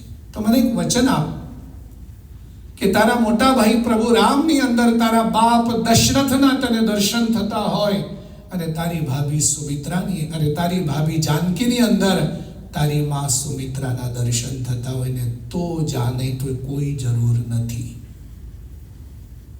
ભાઈ અને ભાભીને શું માનવાનું કહ્યું? માં અને બાપ.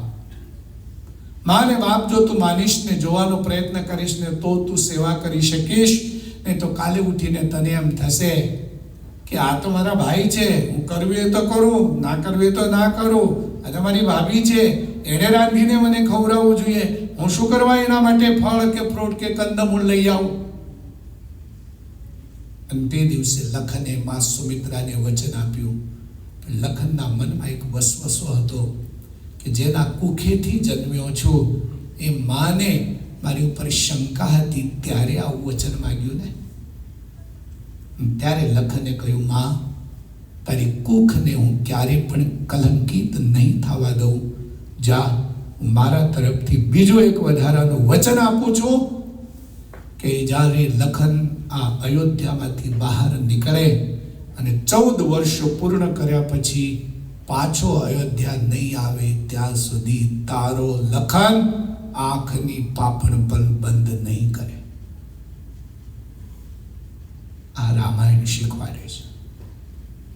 ઈશ્વરની સેવામાં, ભગવાનની સેવામાં, ભગવાનની ભક્તિમાં જો આપણને ઊંઘ આવે ત્યારે સમજી લેવું કે આપણી ઉપર કોઈ અવિદ્યા આક્રમણ કરે છે.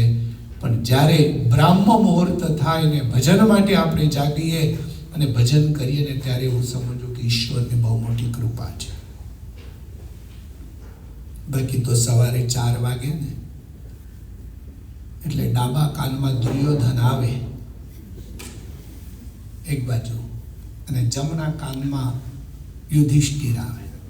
યુધિષ્ઠિર આવે એટલે કે ભાઈ જાગો, બ્રહ્મ મુહૂર્ત થયું છે, ઉઠો ઉઠો, નાહો ધોવો, તૈયાર થાઓ, ભગવાનનું ભજન કરો, ધ્યાન કરો, માળા કરો.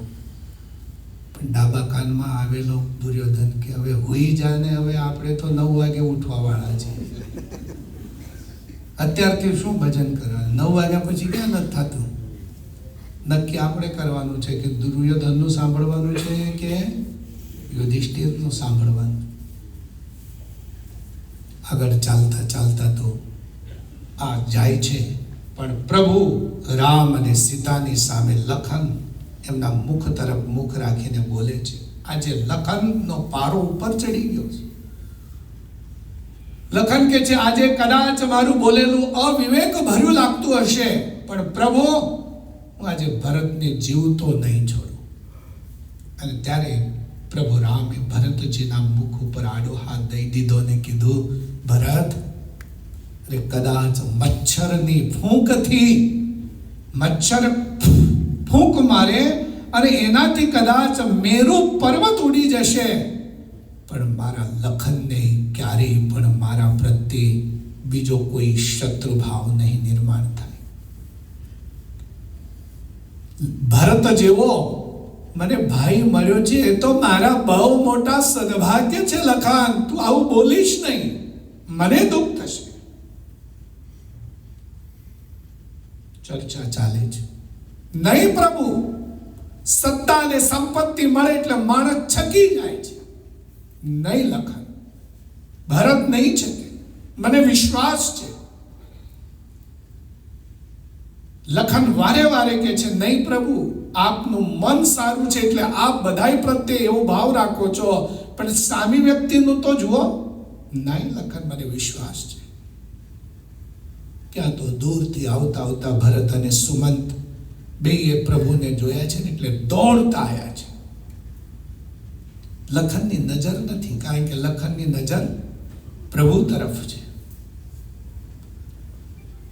ભરતજીને દોડતા આવતા જઈ અને વચ્ચે રસ્તામાં જ દંડવત પ્રણામ કરવા લાગ્યા છે. ધૂળની અંદર આરોટવા લાગ્યા કે આ માર્ગે મારા પ્રભુ ગયા છે, પ્રભુ સુધી પહોંચું તત્પૂર્વ આ પવિત્ર રજ આ શરીરને જો અડે તો કદાચ મારામાં કોઈ કુત્સિત વિચારો હોય તો એ પણ ટળી જાય. માટીમાં આરોટતા જાય, દંડવત પ્રણામ કરતા જાય. અને દૂરથી જ્યારે પ્રભુની નજર પડી છે ને ત્યારે પ્રભુ વેદિકા ઉપરથી ઊભા થઈ ગયા છે. અર્ધો ખેસ્યું ખભા ઉપર છે, અર્ધો નીચે ઢસડાય છે. અને જ્યાં પ્રભુ સામા દોડે ને ત્યાં લખને પાછા વળીને જુએ છે તો ભરત દંડવત પ્રણામ કરે છે. દોડતા 5-25 પગલા દોડી પ્રભુએ ભરતજીના બે હાથ પકડી લીધા છે. અને રામાયણ એવું કહે છે કે રામ અને ભરતનું એ સુભગ મિલન થયું છે, જે મિલન આજે દુનિયાને લાખો વર્ષો પછી પણ ભાઈ વચ્ચે કેવો સંબંધ હોવો જોઈએ ને એ શીખવાડે છે. અને આ દેશમાં આવ્યા તો પછી તો કંઈ વહેંચવાનું રહેતું નથી. ઇન્ડિયામાં હોય તો કદાચ બાપ દાદાની 5 વીઘા જમીન હોય ને 2 ભાઈ હોય તો અડી લેવાની હોય કે અહીંયા વહેંચવાની છે તમારે જમીનો. નહીં તો એવું કંઈ છે નહીં. એ તો ઘરવાળીનું એકાઉન્ટ ને ચેકબુક જુદી હોય ને તમારી જુદી હોય, હજી હું માથાકૂટ કરવાની. જેટલા સુખ અને શાંતિથી રહો, જેટલા નજીક રહો, જેટલા પ્રેમથી રહો ને એટલો આ જીવન જીવવાનો આનંદ વિશેષ આવે. અને તો જ ઈશ્વરને આપણે કોઈકમાં જોઈ શકીએ. મૂર્તિમાં ના દેખાય તો કોઈ વાંધો નથી, પણ કોઈ જીવતા માણસમાં આપણે ભગવાનને જોવાનો પ્રયત્ન કરીએ અને કદાચ એમાં ક્યાંક આપણને ચમકારો થઈ જાય કે ના, મારા ભગવાન અંતર્યામી શક્તિ આનામાં રહ્યા છે, તો કદાચ આપણું કલ્યાણ થઈ જાય. પેલાનું તો જે થવાનું એ થાય, પણ એના માટે પ્રેમની આવશ્યકતા છે. પ્રભુએ ભરતજીને ઊભા કર્યા છે, પોતાને છાતી સરસા ચાપ્યા છે, આલિંગન આપ્યું છે. ભરતજીની આંખમાંથી અશ્રુ પડે છે. હવે જે અશ્રુ પડે છે ને એ આનંદના અશ્રુ પડે છે. હું આટલો હીન છું, આટલો હલકટ છું, કુટિલ કૈકેયીનો પુત્ર છું, પણ પ્રભુ કેટલા દયાળુ છે કે એમણે તરત જ મારો સ્વીકાર કરી લીધો. સુખ અને દુઃખના આંસુ આંખમાંથી જ્યારે પડતા હોય ને ત્યારે મેડિકલ સાયન્સ પણ એવું કહે છે કે સુખના આંસુઓ એના વાઇબ્રેશન જુદા હોય છે ને દુઃખના આંસુના વાઇબ્રેશન શરીરમાં જુદા હોય છે. ભરતજી બહુ મન મૂકીને રડ્યા છે, બહુ મન મૂકીને રડ્યા છે.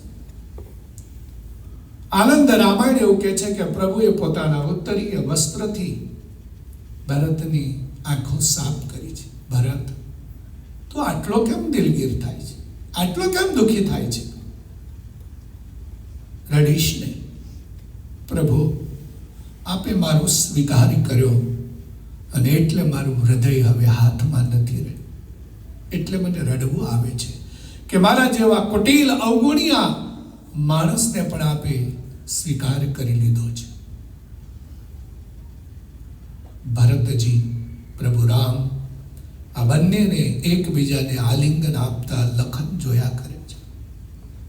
લખનને એમ થાય કે મેં ભરત માટે જે કલ્પનાઓ કરી હતી એમાંથી એક પણ કલ્પના સાચી નથી. એક વાત યાદ રાખજો કે જીવનની અંદર જાતે પોતાની સગી આંખે જોયા સિવાય ક્યારે પણ કોઈના માટે પણ નેગેટિવ કલ્પના ના કરો. જે દિવસે માણસ બીજાને માટે નેગેટિવ કલ્પના કરે છે તે દિવસે મહાભારત યુદ્ધ શરૂ થાય છે. ઇન્દ્રપ્રસ્થ જોવા માટે દુર્યોધન અને શકુની ગયા જોવા.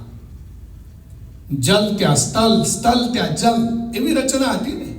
એ તો માયાવી નગરી મહેલ હતો ઇન્દ્રપ્રસ્થ.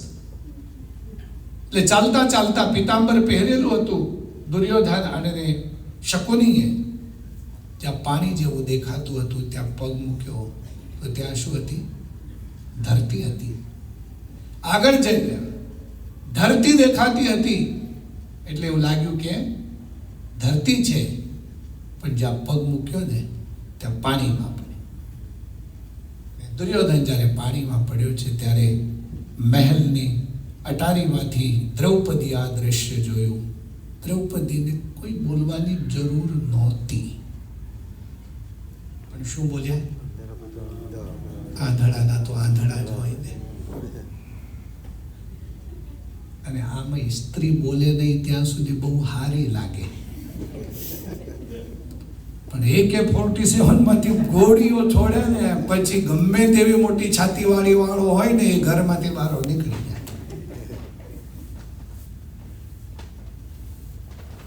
મેડિકલ સાયન્સ એવું કહે છે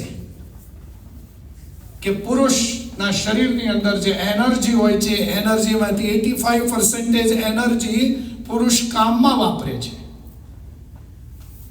અને સ્ત્રીના શરીરની અંદર જે એનર્જી હોય છે એમાંથી 85% એનર્જી સ્ત્રીઓ બોલવામાં વાપરે છે. હવે મારા કરતાં તમને વધારે ખબર હોય ઘરમાં હું હાલતું હોય તો અમે તો વાંચેલું કહીએ, ન્યૂઝમાં આવેલું સાંભળીએ કે ક્યાંક લેખ વાંચ્યા હોય તો કહીએ, બાકી તમે તો અનુભવ સિદ્ધ છો. પણ તમે એટલા હોશિયાર ને અમારી આગળ કશું બોલો જ નહીં. ખબર કંઈક બોલીએ તો આપણું જ ઉગાડવું પડવાનું છે. એટલે તેરી બીચું પર મેરી બીચું. દ્રૌપદીના એક જ વાક્ય ઉપરથી આખું મહાભારત શરૂ થયું. આગળ તે દિવસે દુર્યોધને મનમાં નક્કી કર્યું કે હવે આ દ્રૌપદીને ખબર પાડી દેવી છે કે આંધળા કેવા હોય છે.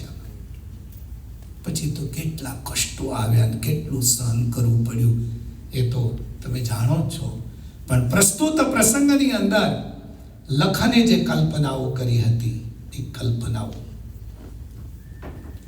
દ્રશ્ય આખું જુદું દેખાવા લાગ્યું છે. લખનને એમ થયું કે અરે ભરતજી તો પ્રભુને પ્રેમ કરે છે, અને જો હું જે કલ્પનાઓ કરતો હતો એ રીતે હોત તો ભરતજીએ સીધું જ આક્રમણ કર્યું હોત. લખન અને ભરતજી પરસ્પર એકબીજાને મળ્યા છે. આગળ આવી અને ભરતજીએ મા જાનકીને વંદન કર્યા છે. ત્યાં પાછળ જે સૈન્ય હતું, પ્રજાજનો હતા, માતાઓ હતા, એ બધા જ આવ્યા છે. પણ જ્યારે ત્રણેય માતાઓના શરીર ઉપર શ્વેત વસ્ત્રો જોયા છે અને ત્યારે પ્રભુની આંખમાંથી અશ્રુ પડ્યા છે.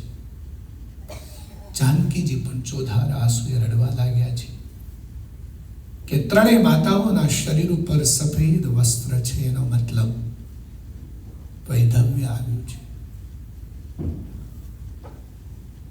બોલી ના શક્યા. પ્રભુને વિચાર આવ્યો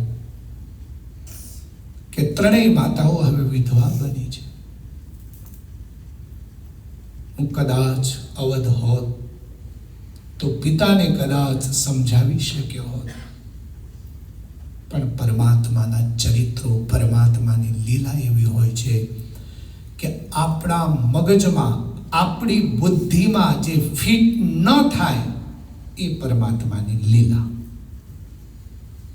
અને જે આપણી બુદ્ધિની અંદર ફિટ થઈ જાય, જેના ચક્ર બરાબર મેચ થઈ જાય, ત્યારે એવું સમજવું કે પ્રકૃતિની અંદર રહી અને પરમાત્માએ કરેલી આ લીલા, આ ચરિત્ર મારા માટે બૌદ્ધિક દ્રષ્ટિએ પોષણ આપનારા છે, માનસિક દ્રષ્ટિએ પોષણ આપનારા છે, આધ્યાત્મિક દ્રષ્ટિએ પોષણ આપનારા છે, પણ મારા આત્માનું કલ્યાણ કરનારા તો તે જ ચરિત્રો છે કે જે મારી બુદ્ધિમાં ફિટ ના થાય.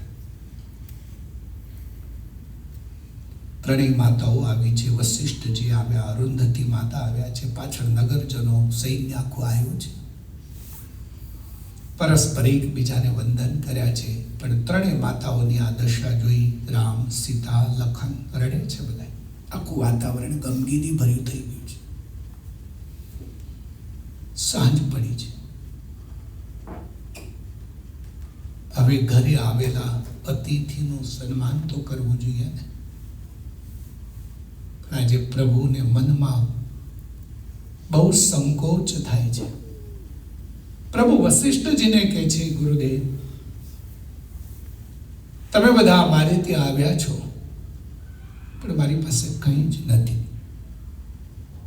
હું તમારું અન્ન આદિ કે કરીને સેવા કરી શકું એમ નથી. માટે મારી એવી ઈચ્છા છે કે આપના દર્શન થઈ ગયા, હવે આપ જલ્દી પાછા વળો, જેથી આ અવધની પ્રજાને ભૂખ્યું ના રહેવું પડે. મને બહુ દુઃખ છે કે હું તમારું સન્માન નથી કરી શકતો અન્નાદિ કે કરીને. વશિષ્ઠજી મહારાજ કે છે, બેટા રામ, આ વિચાર તમારે કરવાનો નથી.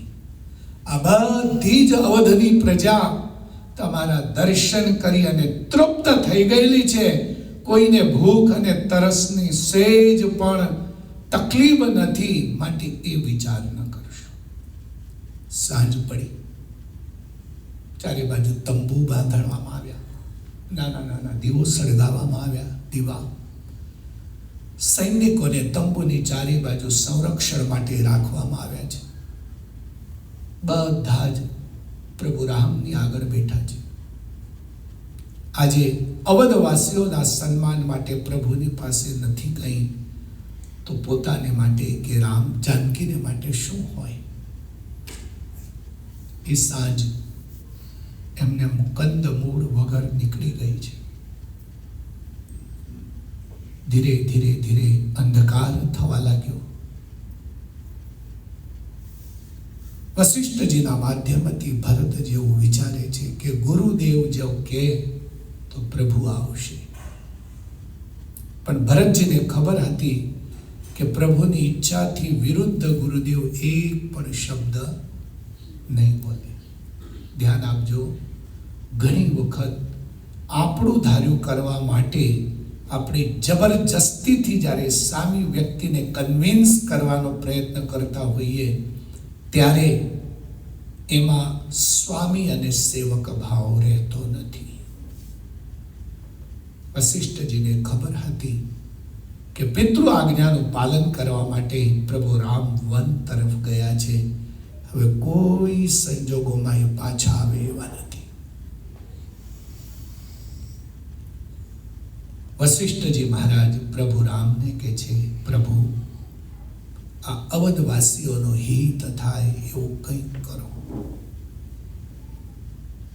આ વાક્યની અંદર ઇંગિત રહસ્ય, ગુપ્ત રહસ્ય એ હતું કે કા ભરત કે એવું કરો, કા તમે અયોધ્યા આવો અને કા આ પ્રજાને તમે સમજાવો, પણ એ ન કે એના પ્રકારે અવધવાસીઓનો હિત થાય ને એવું કંઈક કરો. પ્રભુ રામચંદ્રજીએ કહ્યું છે, અત્યારે તમે બહુ દૂરથી આવ્યા છો, થાક્યા છો, આરામ કરો. જુદા જુદા તંબુઓની અંદર જુદા જુદા બધાને મોકલ્યા છે. એક તંબુ છે એમાં કૌશલ્યા છે, એકમાં સુમિત્રા છે, એકમાં કૈકેયી છે. બીજા બધા જુદા જુદા તંબુઓમાં છે. આજે પ્રભુ રામચંદ્રજી રાતના 9:30 થયા છે અને જાનકીને એવું કીધું છે, દેવી, અયોધ્યામાં રહી અને સાસુ અને સસરાની સેવા કરવાનો તમને ચાન્સ નથી મળ્યો. આજે જાઓ. સાસ સસુર ગુર સેવા કર્યો. સાસુ અને સસરાની સેવા વહુએ કરવી જોઈએ, માટે તમે જાઓ. કૌશલ્યાના તંબુમાં માં જાનકી ગયા છે. કૌશલ્યા થાક્યા છે, આડા પડેલા છે, અને રામાયણ એવું કહે છે કે માં જાનકીએ કૌશલ્યાના ચરણ ચંપી કરવાની શરૂઆત કરી છે. કૌશલ્યા બેઠા થઈ ગયા, રડતા રડતા કે છે, દીકરી,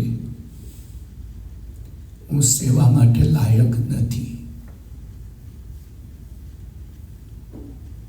માં, આવું કેમ બોલો? મારી આંખ સામે જો મારી પુત્ર વધુ વલકલ વસ્ત્ર પહેરતી હોય, મારી આંખ સામે મારી પુત્ર વધુ જો જંગલમાં જતી હોય 14 વર્ષ માટે, તો મને સાસુ કહેવરાવાનો કોઈ અધિકાર નથી. ના આપશું, હું એના માટે લાયક નથી. નહીં માં, તમે થોડી મને જંગલમાં મોકલી છે, તમે મને થોડા વલકલ વસ્ત્ર પહેરાવ્યા છે, મને ચરણ ચંપી કરવા દો. તમારા આશીર્વાદ મારા માટે સર્વસ્વ છે. થોડો સમય જાનકીએ ચરણ ચંપી કરી અને તરત જ કૌશલ્યાએ કીધું છે, મેં જાણ્યું છે કે મહારાજા જનક અને સુનયના મહારાણી પણ આવ્યા છે. બેટા, જાઓ, એમની સેવા કરો. સમજાય છે? બે જુદા પક્ષ છે. એક પિયરિયું છે અને એક સાસરિયું છે. પણ સાસરિયામાંથી એવું કહેવામાં આવે કે પિયરિયાની સેવા કરો, અને પિયરિયામાંથી એવું કહેવામાં આવે કે સાસરિયાની સેવા કરો. ત્યારે આ સમાજનું સ્ટ્રક્ચર, આ કુટુંબનું બંધારણ ટકી રહે છે. બાકી જે દિવસે સાસરિયા એમ કહેતા હોય કે જરા તારા બાપને ત્યાંથી 5 લાખ રૂપિયા લઈ આવ, તે દિવસે એવું સમજી લેવું કે આ સાસરિયાઓને સાસરિયા કહેવરાવવા માટે લાયક નથી. દીકરીને તમે વેચાતી લો છો યા દીકરીને તમે વેચાતી આપો છો, હિન્દુ સનાતન શાસ્ત્રોની દ્રષ્ટિએ આ રીતે દીકરીની લેવડ દેવડ જો થતી હોય ને, તો એવા મા બાપ નરકમાં જાય છે, એવું મનુસ્મૃતિ કહે છે. જાનકી માં કૌશલ્યાના તંબુમાંથી બહાર નીકળ્યા છે. આગળ ગયા તો બીજો તરત જ તંબુ સુમિત્રાનો હતો, ત્યાં ગયા છે. ત્યાં ચરણ ચંપી કરી. સુમિત્રા ના પાડે, નહીં માં, આજે મને સેવા મળી છે તો કરવા દો ને. થોડી ઘણી ચરણ ચંપી ત્યાં કરી. આગળ કૈકેયીના તંબુમાં ગયા છે. પણ કૈકેયી આજે જાનકીને જોઈ નથી શકતા. જે દિવસે માણસે કોઈ ભૂલ કરી હોય અને ભૂલનો પશ્ચાતાપ થાય, તે દિવસે હું સમજું કે ભૂલની માત્રા ઘટતી જાય છે. હા, પસ્તાવો વિપુલ ઝરણું સ્વર્ગથી ઉતર્યું છે, પાપી તેમાં ડૂબકી દઈને પુણ્યશાળી બને છે. કવિ નર્મદની પંક્તિ છે. પશ્ચાતાપ રૂપી અગ્નિની અંદર કૈકેયી બળે છે. માં, હું આપની ચરણ ચંપી કરવા આવી છું. નહીં બેટા, ચરણ ચંપી કરાવવાને માટે હું લાયક નથી. માં એવું ના બોલશે. મને આજે સંધિ મળી છે, આજે ચાન્સ મળ્યો છે, થોડી તો સેવા કરવા દો. થોડી સેવા કરી છે. ત્યાં તો તંબુમાંથી જનક અને સુનયના બહાર નીકળ્યા. કૈકેયીના તંબુમાંથી જાનકી બહાર નીકળ્યા છે. અને બહાર નીકળ્યા પછી આ ત્રણેયની એક આંખ થઈ અને જનકના મોઢામાંથી શબ્દો નીકળ્યા, પુત્રી પવિત્ર કિયે કુલ દો. બેટા, આજે અમારી છાતી આનંદથી ગદગદ ખુલે છે. દીકરા, તે આજે પુત્રી પવિત્ર કિયે કુલ દો, એટલે પતિકુળ અને પિતૃકુળ આ બેયને છે ને તે પવિત્ર કર્યા છે. તને વનવાસ નહોતો, પણ પતિનો પડછાયો થઈ અને જ્યારે તું 14 વર્ષ માટે વનમાં રામની પાછળ આવી છું ને, બસ એમાં જ તારું મૂલ્ય થઈ ગયું છે. અમને એનો બહુ આનંદ છે દીકરા, કે ખરેખર તે અમારી કુખને બહુ શોભાવી છે. ધીરે ધીરે સમય વ્યતીત થવા લાગ્યો. જાનકીજી ત્યાંથી આવી પર્ણકુટીમાં પ્રભુ રામની સાથે બેઠા છે. મધ્યરાત્રિનો સમય થઈ ગયો છે, પણ અહીંયા એક ઘટના ઘડી છે. પ્રભુ રામ પુનઃ જાનકીને કહે છે, જાઓ ને આજની રાત મહારાજા જનક અને માં સુનૈનાની સાથે વ્યતીત કરો. તમે જાઓ. ફરી મોકલ્યા છે. માં, દીકરી અને બાપ ત્રણેય જણા બેઠા છે, વાતો કરે છે. જાનકી કોઈ એવી દુઃખની વાત જનક અને સુનૈનાને નથી કરી કે જનક અને સુનૈનાએ રઘુવંશ વિશે એક પણ નબળા શબ્દનો પ્રયોગ નથી કર્યો. આપણા શાસ્ત્રો એવું કહે છે, દીકરીને પરણાવ્યા પછી એના જીવનમાં, એના કુટુંબમાં, એના પિયરિયાઓએ ક્યારેય પણ હસ્તક્ષેપ કરવો જોઈએ નહીં. પણ ઘણી દીકરીઓની માને એવી ટેવ હોય, બેટા શું ખાધું, જમાઈ આવી ગયા, શું ખાધું એમણે, શું કઈ તને કંઈ કીધું નહીં ને, કે એને તો મને તરત ફોન કરજે. હા, તું ત્યાં જવાની છું ને. જે દિવસે માં દીકરીના લાઈફની અંદર, દીકરીના દાંપત્ય જીવનમાં હસ્તક્ષેપ કરે છે, તે દિવસે દીકરીને એ દુઃખી કરે છે. અને આપણા શાસ્ત્રો તો ત્યાં સુધી કહે છે કે ખાલી કન્યા વાગદત્તા હોય. વાગદત્તા એટલે ખબર પડે ને, અત્યારે તમે રિંગ સેરેમની કહો છો, એંગેજમેન્ટ કહો છો, બરાબર?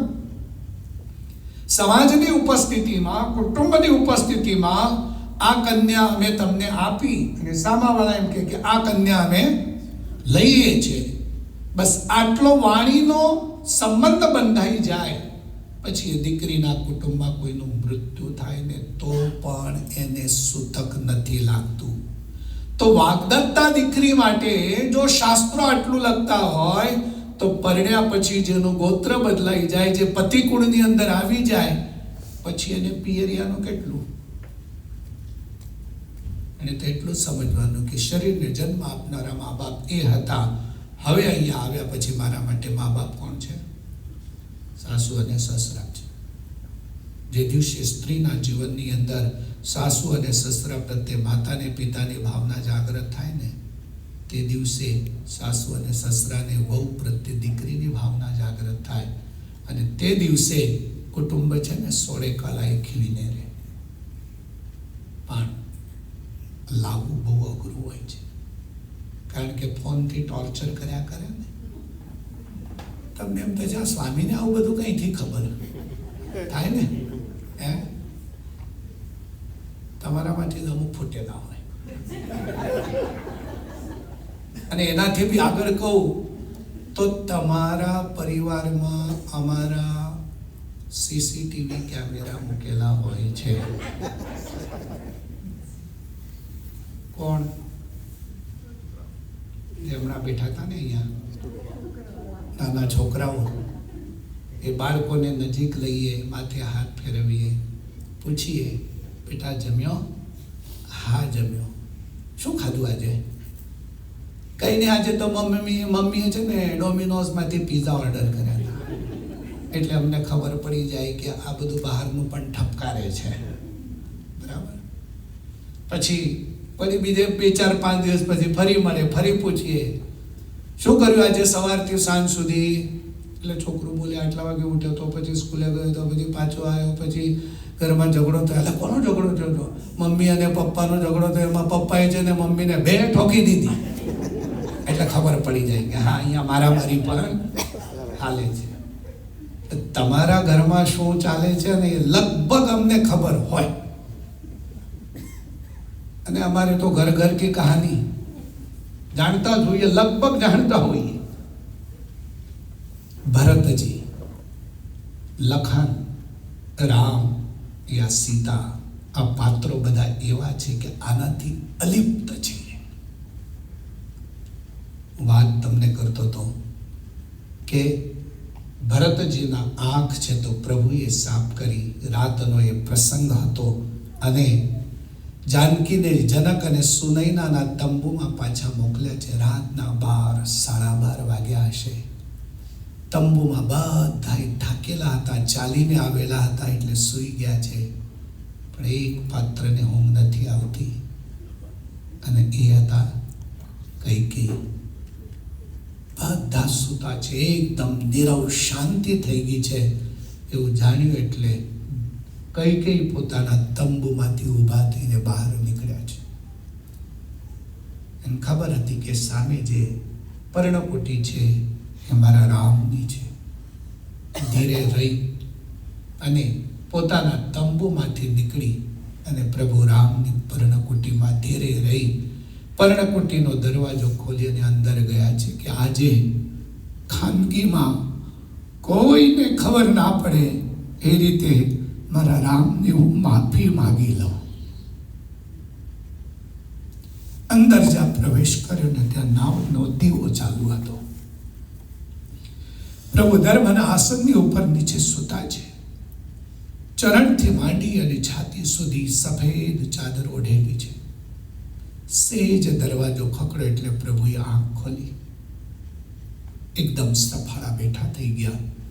જુએ છે તો માં કૈકેયી, માં કેમ આવું થયું? ઊભા થઈ અને સામા ગયા છે, પગે લાગ્યા.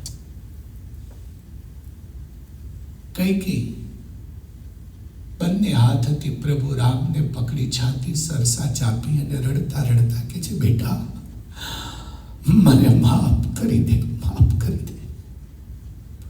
પણ માં, તે કોઈ ભૂલ જ નથી કરી તો માફ ક્યાં કરવાની વાત આવી?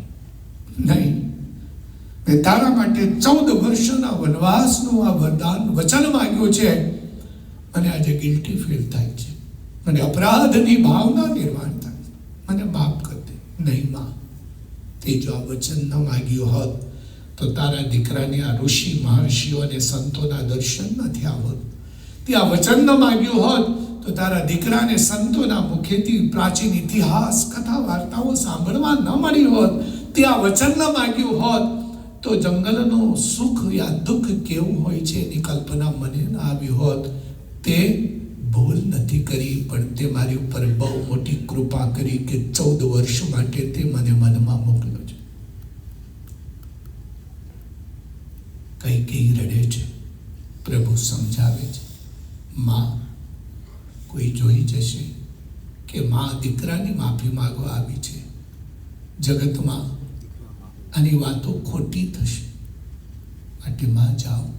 કોઈ કામ હોય તો કોઈ સેવકને કહેજો, હું તમારા તંબુમાં આવી અને વાત કરીશ યા કામ કરી આપીશ, પણ મહેરબાની કરીને તમે ના આવશો. અને રામચંદ્રજીએ કૈકેયીને પાછા વાર્યા છે. અને ઇતિહાસ એવું કહે છે, તે દિવસે કૈકેયી પોતાનું મન હળવું કરવા માટે પ્રભુની પાસે ગયા હતા. પ્રભુએ એમ કહ્યું ને કે માં, તે ભૂલ કરી જ નથી તો ક્ષમા આપવાની વાત જ ક્યાં આવી, માફ કરવાની વાત જ ક્યાં આવી? અને ત્યારથી રામાયણ એવું કહે છે કે કૈકેયીનું મન થોડું હળવું થયું છે. જીવનમાં 2-4 પાત્ર એવા રાખવા કે જ્યાં આપણું સુખ કેવું અને દુઃખ પણ કેવું.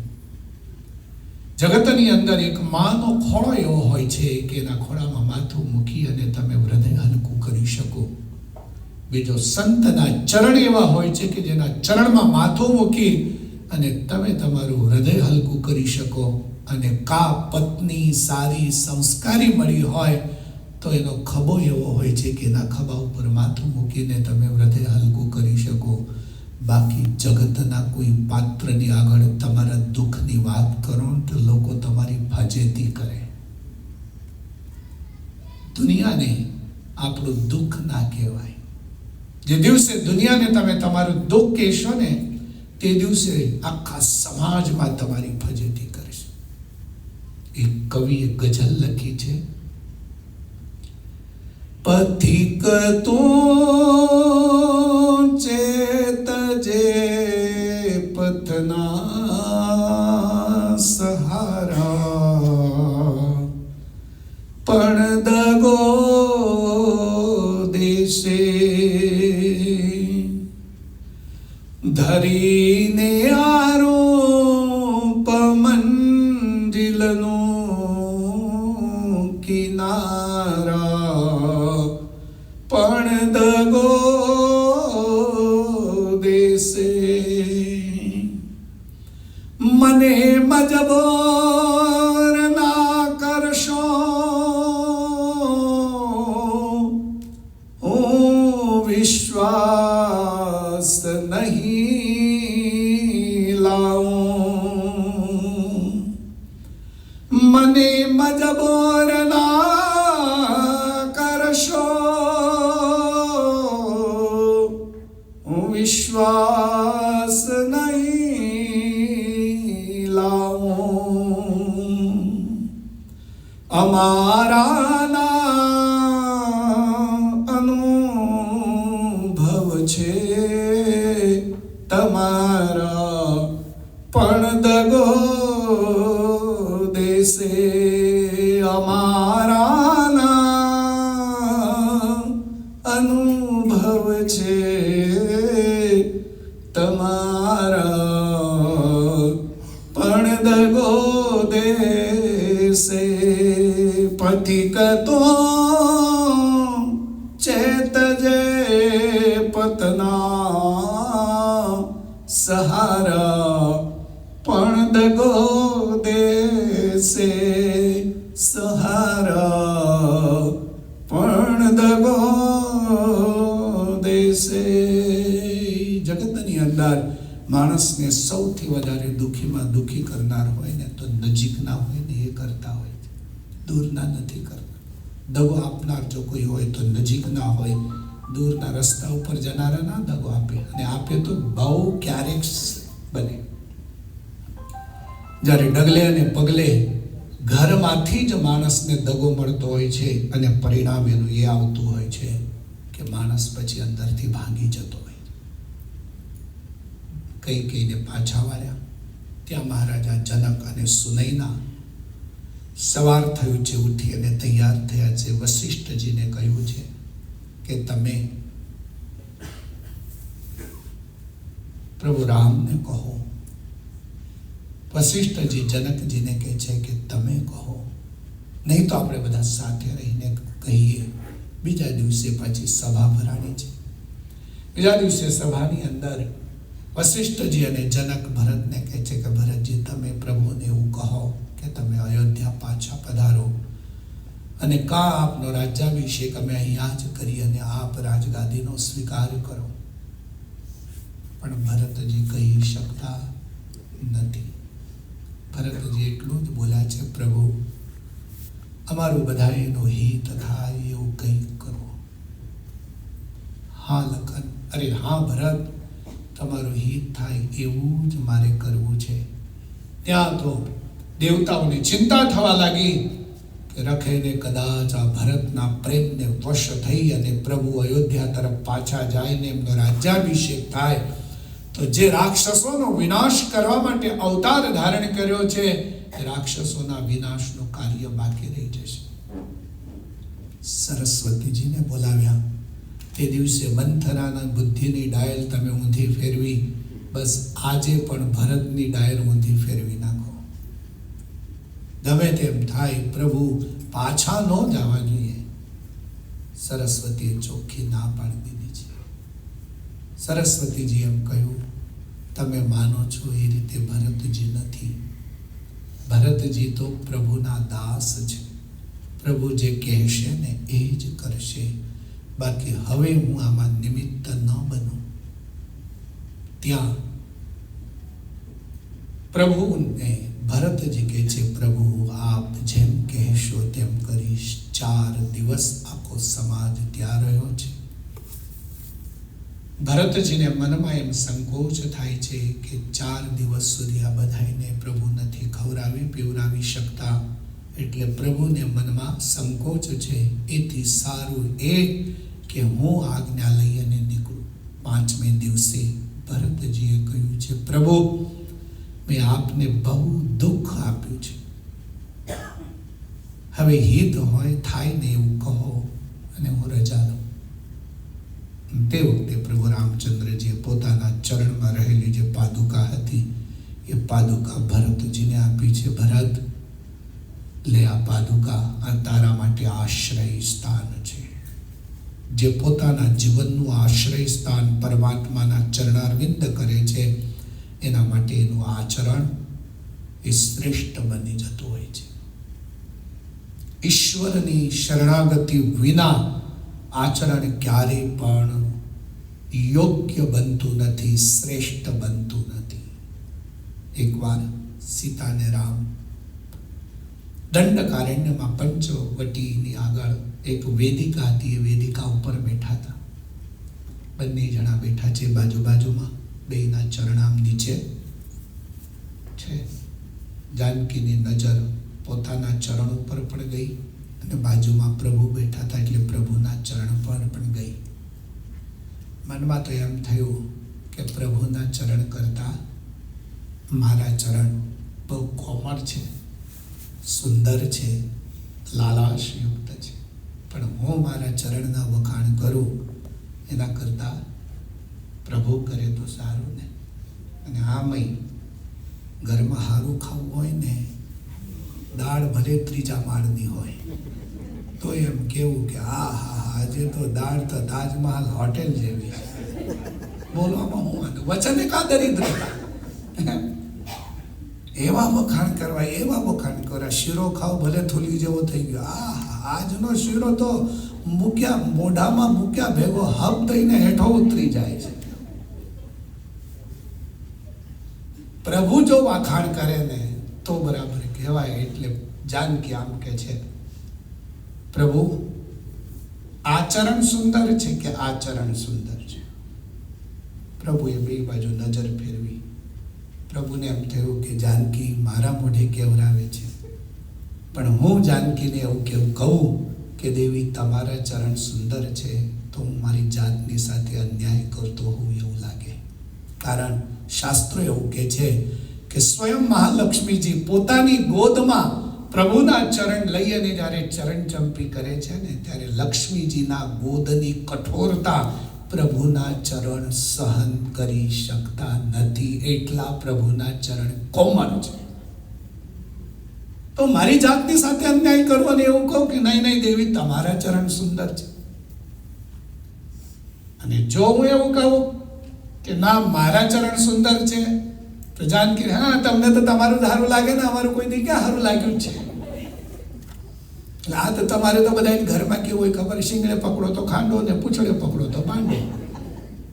ઘરે ટાઈમે આવી જાય, વહેલા આવી જાઓ તો કે શું હવે કઈ કામ પતાવીને આવવું જોઈએ કે ને હું હાલી નીકળ્યા છું, અને મોડા આવો તો બસ આવું ને આવો જ રોજે, હવે 4 કલાક મોડા આવજો. એટલે આમ કરો તોય તકલીફ ને આમ કરો તોય. આ ઢોલક વગાડવું હોય ને તો બે બાજુથી હરખું વગાડવું પડે. તો થાકી નાખી ન કદી ના થાકી નાખી ન કદી ના તાલ નીકળે. એમ તમારા તાલ છે ને ત્યારે જ નીકળે કે શીંગડે પકડો તો ખાંડો ને પૂંછડે પકડો તો બાંડો હોય ત્યારે. એટલે પ્રભુ છે ને જવાબ આપવાનું ટાળતા કે છે, દેવી આ પ્રશ્ન મને ના પૂછે, હું આનો જવાબ આપું અને તમારા ચરણ સુંદર છે તો મારી જાતની સાથે હું અન્યાય કરતો હોઉં એવું મને ફિલિંગ થાય, અને મારા ચરણ સુંદર છે એવું જો કહું તો તમને ન ગમે. એટલે આ કોઈ ત્રીજી વ્યક્તિને પ્રશ્ન કરે. એટલામાં લખનભૈયા એટલે લખનને પ્રશ્ન કર્યો, લખનભૈયા આચરણ સુંદર છે કે આચરણ સુંદર છે? લખન પણ બહુ બુદ્ધિશાળી હતા. લખન આંગળીથી કે છે આચરણથી આચરણ સુંદર છે. શું? આચરણથી આચરણ સુંદર છે. જાનકી કે છે સમજણ ના પડી, ક્લિયર કરો. અને તે દિવસે લખન કે છે જ્યાં સુધી આ તમારા ચરણને, આ રામના ચરણનો યોગ નહોતો ને ત્યાં સુધી આના સૌંદર્યનું કોઈ મહત્વ નહોતું.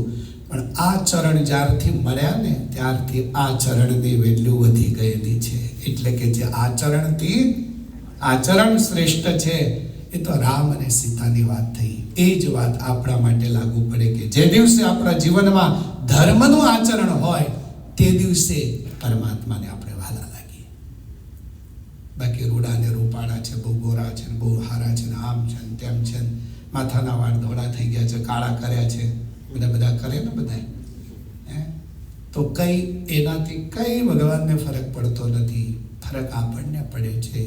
અને એટલે પ્રભુને વહાલા થવા માટેનું આ એક સાધન છે કે એના ગમતામાં આપણે રહીએ. સ્વામિનારાયણ ભગવાને વચનામૃતની અંદર એ જ કહ્યું છે કે ભગવાનનો ભક્ત હોય એને દુઃખ કેમ આવે છે. આવો પ્રશ્ન જ્યારે પૂછો ત્યારે ભગવાન સ્વામિનારાયણે કહ્યું છે કે ભગવાનનો ભક્ત ભગવાનની આજ્ઞાનું જ્યારે ઉલ્લંઘન કરે છે ત્યારે એને દુઃખ આવે છે. આજ્ઞાનું જ્યારે પાલન કરે છે ત્યારે એને સુખ મળતું હોય. સત્સંગનું આ બહુ મોટું ફળ છે. તમે બધા બહુ ભાગ્યશાળી છો કે આપણા હિન્દુ ટેમ્પલ લબકની અંદર બધા જે અમારા કાર્યકર્તાઓ છે, કેટલાના નામ દો. અરે તરુણભાઈ છે, કમલેશભાઈ છે, શૈલેષભાઈ છે, વિપુલભાઈ છે, ડૉક્ટર અરુણભાઈ છે, નયનભાઈ ડૉક્ટર છે, જીતુભાઈ છે, મિતેશભાઈ છે, અમારા તૃષદભાઈ છે, બધા એટલા બધા તમે ભક્તો બહુ સારા છો. અને તમારા વચ્ચે આવીને જ્યારે સત્સંગ કરીએ ને ત્યારે અમે જે કહીએ છીએ તમારા મગજમાં ઉતરે છે એ અમને ખબર પડે ને એટલે કહેવાનું મન થાય. બાકી ઉપરથી છાપરા ઉપરથી જતું રહે ને તો એમ થાય કે હવે આ તો કહીને ગમે તેટલું કહીએ તો કંઈ ફરક પડે એવો લાગતો. એક વહુ નવી પરણીને આવી, ચોમાસાના દિવસો, એટલે રાત્રે 9 વાગે ઝીણો વરસાદ પડતો હતો. એટલે સાસુએ એમ કીધું કે બેટા આ માટલું છે ને એટલે નવેડે મૂકી આવ. નવેડામાં ખબર પડે ને, પણિયારું હોય ને જ્યાં પેલું નેવા પડતા હોય ને ત્યાં મૂકી આવે. તો કે સારું, માટલું લઈ અને મૂકી આવે. સવારથી રાત્રે ઝીણો વરસાદ તો પડ્યો એટલે સવારે સાસુમાને એમ આખી રાત વરસાદ તો પડ્યો છે એટલે માટલું ભરાઈ ગયું છે. બેટા ચાલ આપણે માટલું ઉચકી લાવીએ. પેલી બહુ આગળ, સાસુ પાછળ ગયા. અંધારું થોડું હતું, થોડું અજવાળું હતું. જોવા ગયા ને તો પેલી સાસુ કહે છે કે એટલે બેટા માટલું તે તો ઊંધું મૂક્યું છે. મમ્મી તે ક્યાં કીધું તું કે છત્તું મૂકવાનું, એ તો એટલું જ કીધું તું કે માટલું મૂકી આવો. આવી બુદ્ધિ દોડાવીએ ને તો એનાથી કંઈ સુખ મળે નહીં. પણ તમે બધાએ સત્સંગના યોગમાં કાયમ રહેજો. સાધુ સંતોના માધ્યમથી કે બીજી ત્રીજી રીતે કથા વાર્તા સાંભળજો. સ્વામિનારાયણ ભગવાનનો મત એવો છે સત્સંગના યોગમાં જે રહે એનામાં સારા ગુણો આવે, અને સત્સંગના યોગમાં જે ના રહે ને એ ગમે તેટલો પોતાની જાતને સારો માનતો હોય પણ એમાં સારા ગુણ આવે નહીં. સત્સંગનો રસ ચાખ પ્રાણી તું, સત્સંગનો રસ ચાખ. પ્રથમ લાગે કડવો ને તીખો, પછી આંબા કેરી શાક. શાક કોને ખાધી છે? શાકમાં ખબર પડે, વડીલોને ખબર હશે, બરાબર. કેરી ઝાડ ઉપર અમુક માત્રામાં પાકે પછી એનામાં મીઠાશ. બાકી કાચી તોડીને લઈ આવ્યા હોય ને પછી એલચી નાખો ને લવિંગ નાખીને બીજું કંઈ પાવડરો નાખીને પકવી દો, પછી અંદરથી છે ને કાળી ભડગા જેવી નીકળે ને પછી કંઈ અલા કેસર હારી બગડેલી જ નીકળે છે. એ તો બગડેલી જ નીકળે ને, કારણ કે ટાઈમ પહેલા જ એને પકવેલી છે એટલે પ્રથમ લાગે કડવો ને તીખો. પહેલા શરૂઆતમાં છે ને સંતોનું બોલવું કડવું લાગે, તીખું લાગે, આ બાબા હું બોલતા છે આ સાધુ મહાત્માઓ. પણ પછી આંબા કેરી સાગ, પણ જ્યારે ધીરે ધીરે જીવમાં ઉતરે ને ત્યારે એ જ વચનો, એ જ સત્સંગના શબ્દો એ કેરીના સાગ જેવા મીઠા લાગતા હોય છે ને એ જ કલ્યાણને આપનારા બનતા હોય છે. વિશેષ સમય નથી લેવો. કેટલા વાગ્યા? 9 વાગ્યા ને?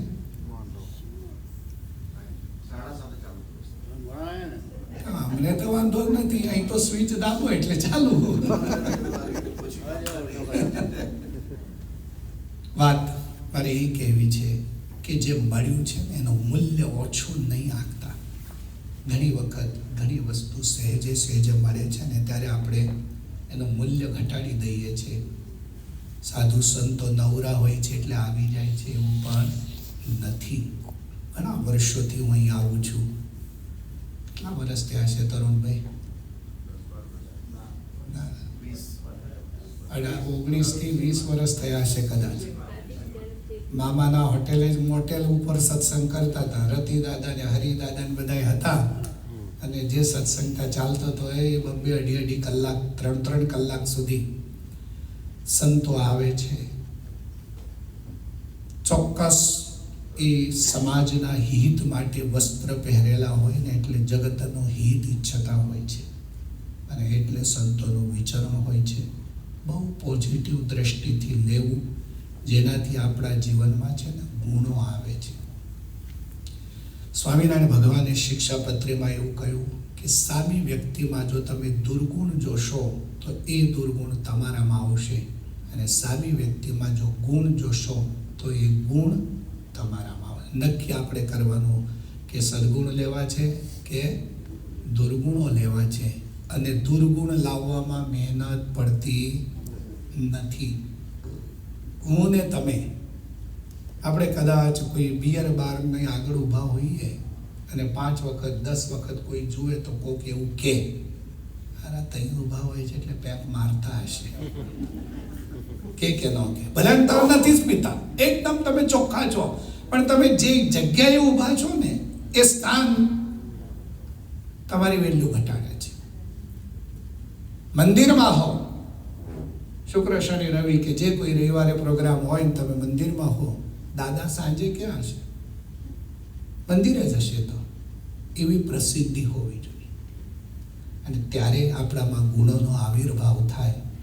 બાકી આકાશમાંથી ગુણો પડતા નથી, યા ધરતીમાંથી ગુણો ઉગતા નથી, યા અનાજના માધ્યમથી અંદર ગુણો વાવી શકાતા નથી. ગુણોને મેળવવા માટે બહુ મોટો ભોગ આપવો પડતો હોય છે. અને ભરતજી, લખનજી યા ભગવાન રામચંદ્ર પ્રભુ, આ બધાનું જે રિલેશન હતું ને એની અંદર આનું જ બહુ મોટું મહત્વ છે. કેટલાક પ્રસંગો એવા પણ હોય છે કે જે આપણને આપણા જીવનમાં ડગલે અને પગલે યાદ રાખવા જોઈએ. ભરતજીને પ્રભુ પ્રત્યે પ્રેમ હતો તો એમાંથી સમર્પણ નિર્માણ થયું અને એ જ સમર્પણમાંથી ત્યાગની ભાવના નિર્માણ થઈ. કૈકેયીએ તો ભરત માટે રાજગાદી માંગી હતી, પણ ભરતે ઠુકરાવી દીધી છે. કોના માટે? રામ માટે.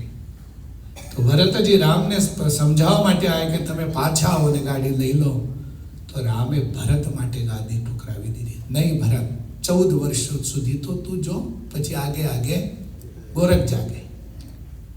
ત્યાગ વૃત્તિ જ્યારે નિર્માણ થતી હોય છે ને ત્યારે પ્રેમ ચરમ સીમાએ પહોંચેલો હોય છે. ત્યારે શરીર જુદા હોય છે, વિચારો એક હોય છે. કદાચ શરીર જુદા આપણને ના દેખાતા હોય તો તાદાત્મ્ય ભાવ પણ હોય છે. જેના માટે એવું કીધું કે ઘણી વખત ભગવાન લક્ષ્મીજીની સાથે ઊભા હોય, ઘણી વખત ભગવાન રાધાજીની સાથે ઊભા હોય, ઘણી વખત ભગવાન સીતાજીની સાથે ઊભા હોય, ત્યારે ઘણીક વાર ભગવાન એકલા પણ ઊભા હોય. તો એકલા ઊભા હોય ત્યારે રાધા લક્ષ્મી સીતા ક્યાં હોય? સ્વામિનારાયણ ભગવાનનો મત છે કે જ્યારે ભગવાન એકલા ઊભા હોય ત્યારે ભગવાનના હૃદયની અંદર રાધા લક્ષ્મી કે સીતાનો વાસ હોય છે. બહારથી આપણને દેખાય એકલા, પણ અંદર તો હોય. શાસ્ત્રોમાં શબ્દો લખાણા સ્વર્ણ રેખેયવા, સોનાની રેખા. જૂના જમાનામાં તમને ખબર હોય ને તો સોનું કેટલા ટચનું છે એ જોવા માટે શું કરતા? પેલો કાળો પથ્થર રાખતા, કસોટી, અને એની ઉપર પેલો દાગીનો લે અને જોરથી આમ ઘસે, એટલે પેલા કાળા પથ્થર ઉપર જે લીટો પડે ને એ લીટા ઉપરથી નક્કી થાય કે કેટલા કેરેટનું છે. હવે કાળા પથ્થર ઉપર એ સોનાનો લીટો પડે ને એમ ભગવાન એકલા જ્યારે હોય ત્યારે પરમાત્માના હૃદયની ઉપર સ્વર્ણ રેખાની જેમ રાધા લક્ષ્મી કે સીતા જે પરમાત્માની શક્તિઓ છે એ નિવાસ કરીને રહે છે. એટલે સત્સંગની દિવ્યતા છે, આધ્યાત્મિકતાની દિવ્યતા છે. આપણે આવા સરસ દેવ મંદિરો તમે બધાએ આર્થિક સહયોગ આપીને, માનસિક સહયોગ આપીને મંદિર નિર્માણ કર્યું છે. તમને બધાને બહુ બહુ ધન્યવાદ છે. ભગવાનના ચરણોમાં હું પ્રાર્થના કરીશ કે મંદિરના બધા ટ્રસ્ટીઓ હોય, કાર્યકર્તા હોય, કમિટીના સભ્યો હોય, બધાને ભગવાન આજે એક સામાજિકની સાથે આધ્યાત્મિક કાર્ય કરવાની જે આ પ્રેરણા આપી છે, ઉત્સાહ આપેલો છે, એમાં ઉત્તરોત્તર વધારો થાય. અને કમલેશભાઈને જોયા પછી તો મને એમ થાય કે ગિરનારમાં લઈ જવા છે કમલેશભાઈને.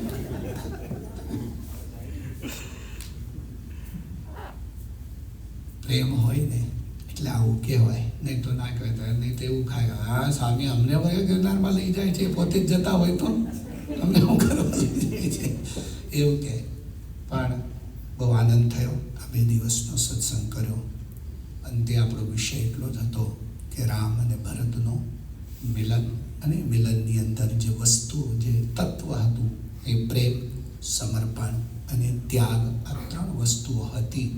અને પરિણામે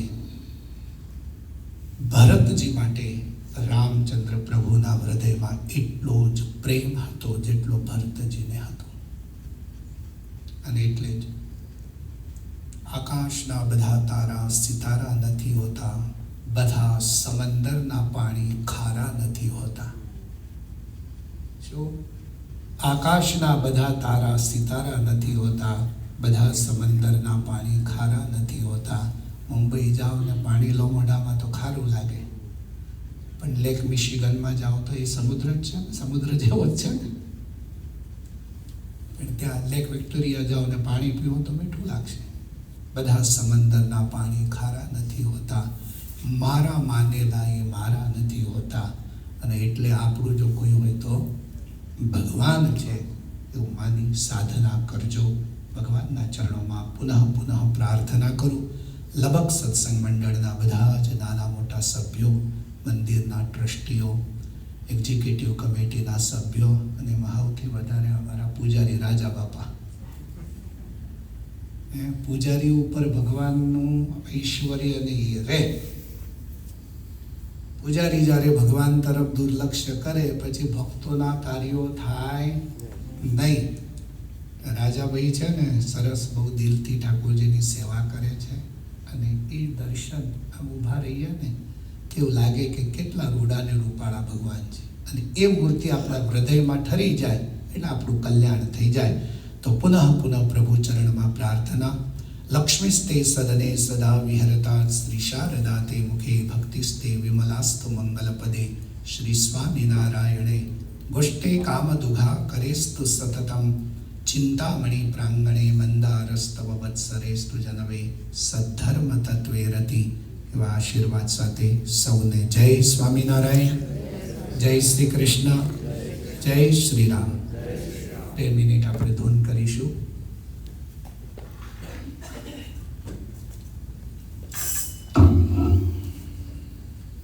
જય સ્વામિનારાયણ નારાયણ, જય સ્વામિનારાયણ નારાયણ, જય સ્વામિનારાયણ.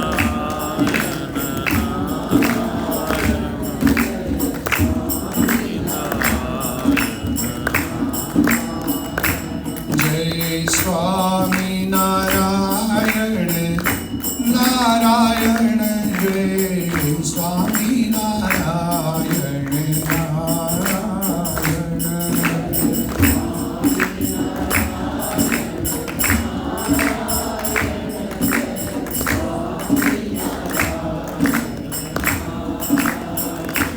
જય સ્વામી નારાયણ નારાયણ જય સ્વામી નારાયણ નારાયણ જય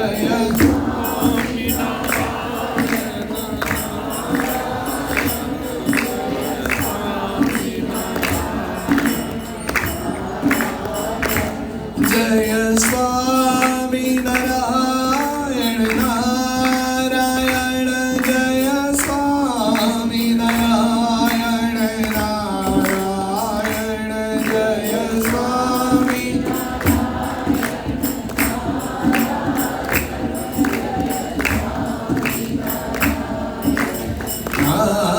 નારાયણ જય સ્વામી નારાયણ નારાયણ જય સ્વામી નારાયણ નારાયણ જય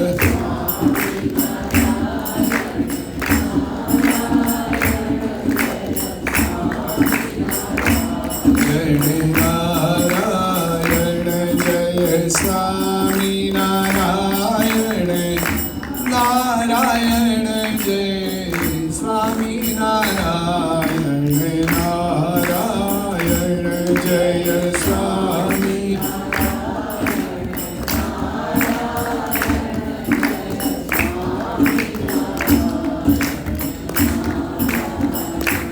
જય સ્વામી નારાયણ નારાયણ જય સ્વામી નારાયણ નારાયણ જય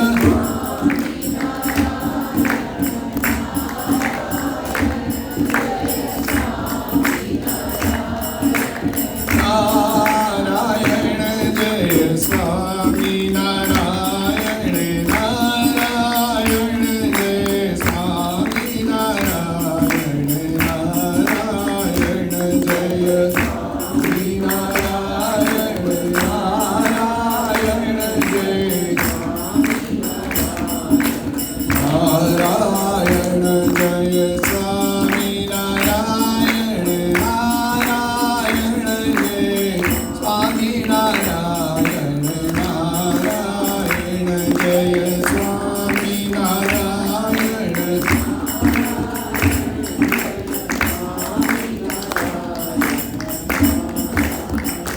સ્વામિનારાયણ ભગવાનની જય લક્ષ્મીનારાયણ દેવ રાધા કૃષ્ણ દેવની જય રામચંદ્ર ભગવાનની તિરુપતિ ભગવાનની જય સિદ્ધેશ્વર મહાદેવ વિઘ્ન વિનાયક દેવની જય કષ્ટભંજન દેવ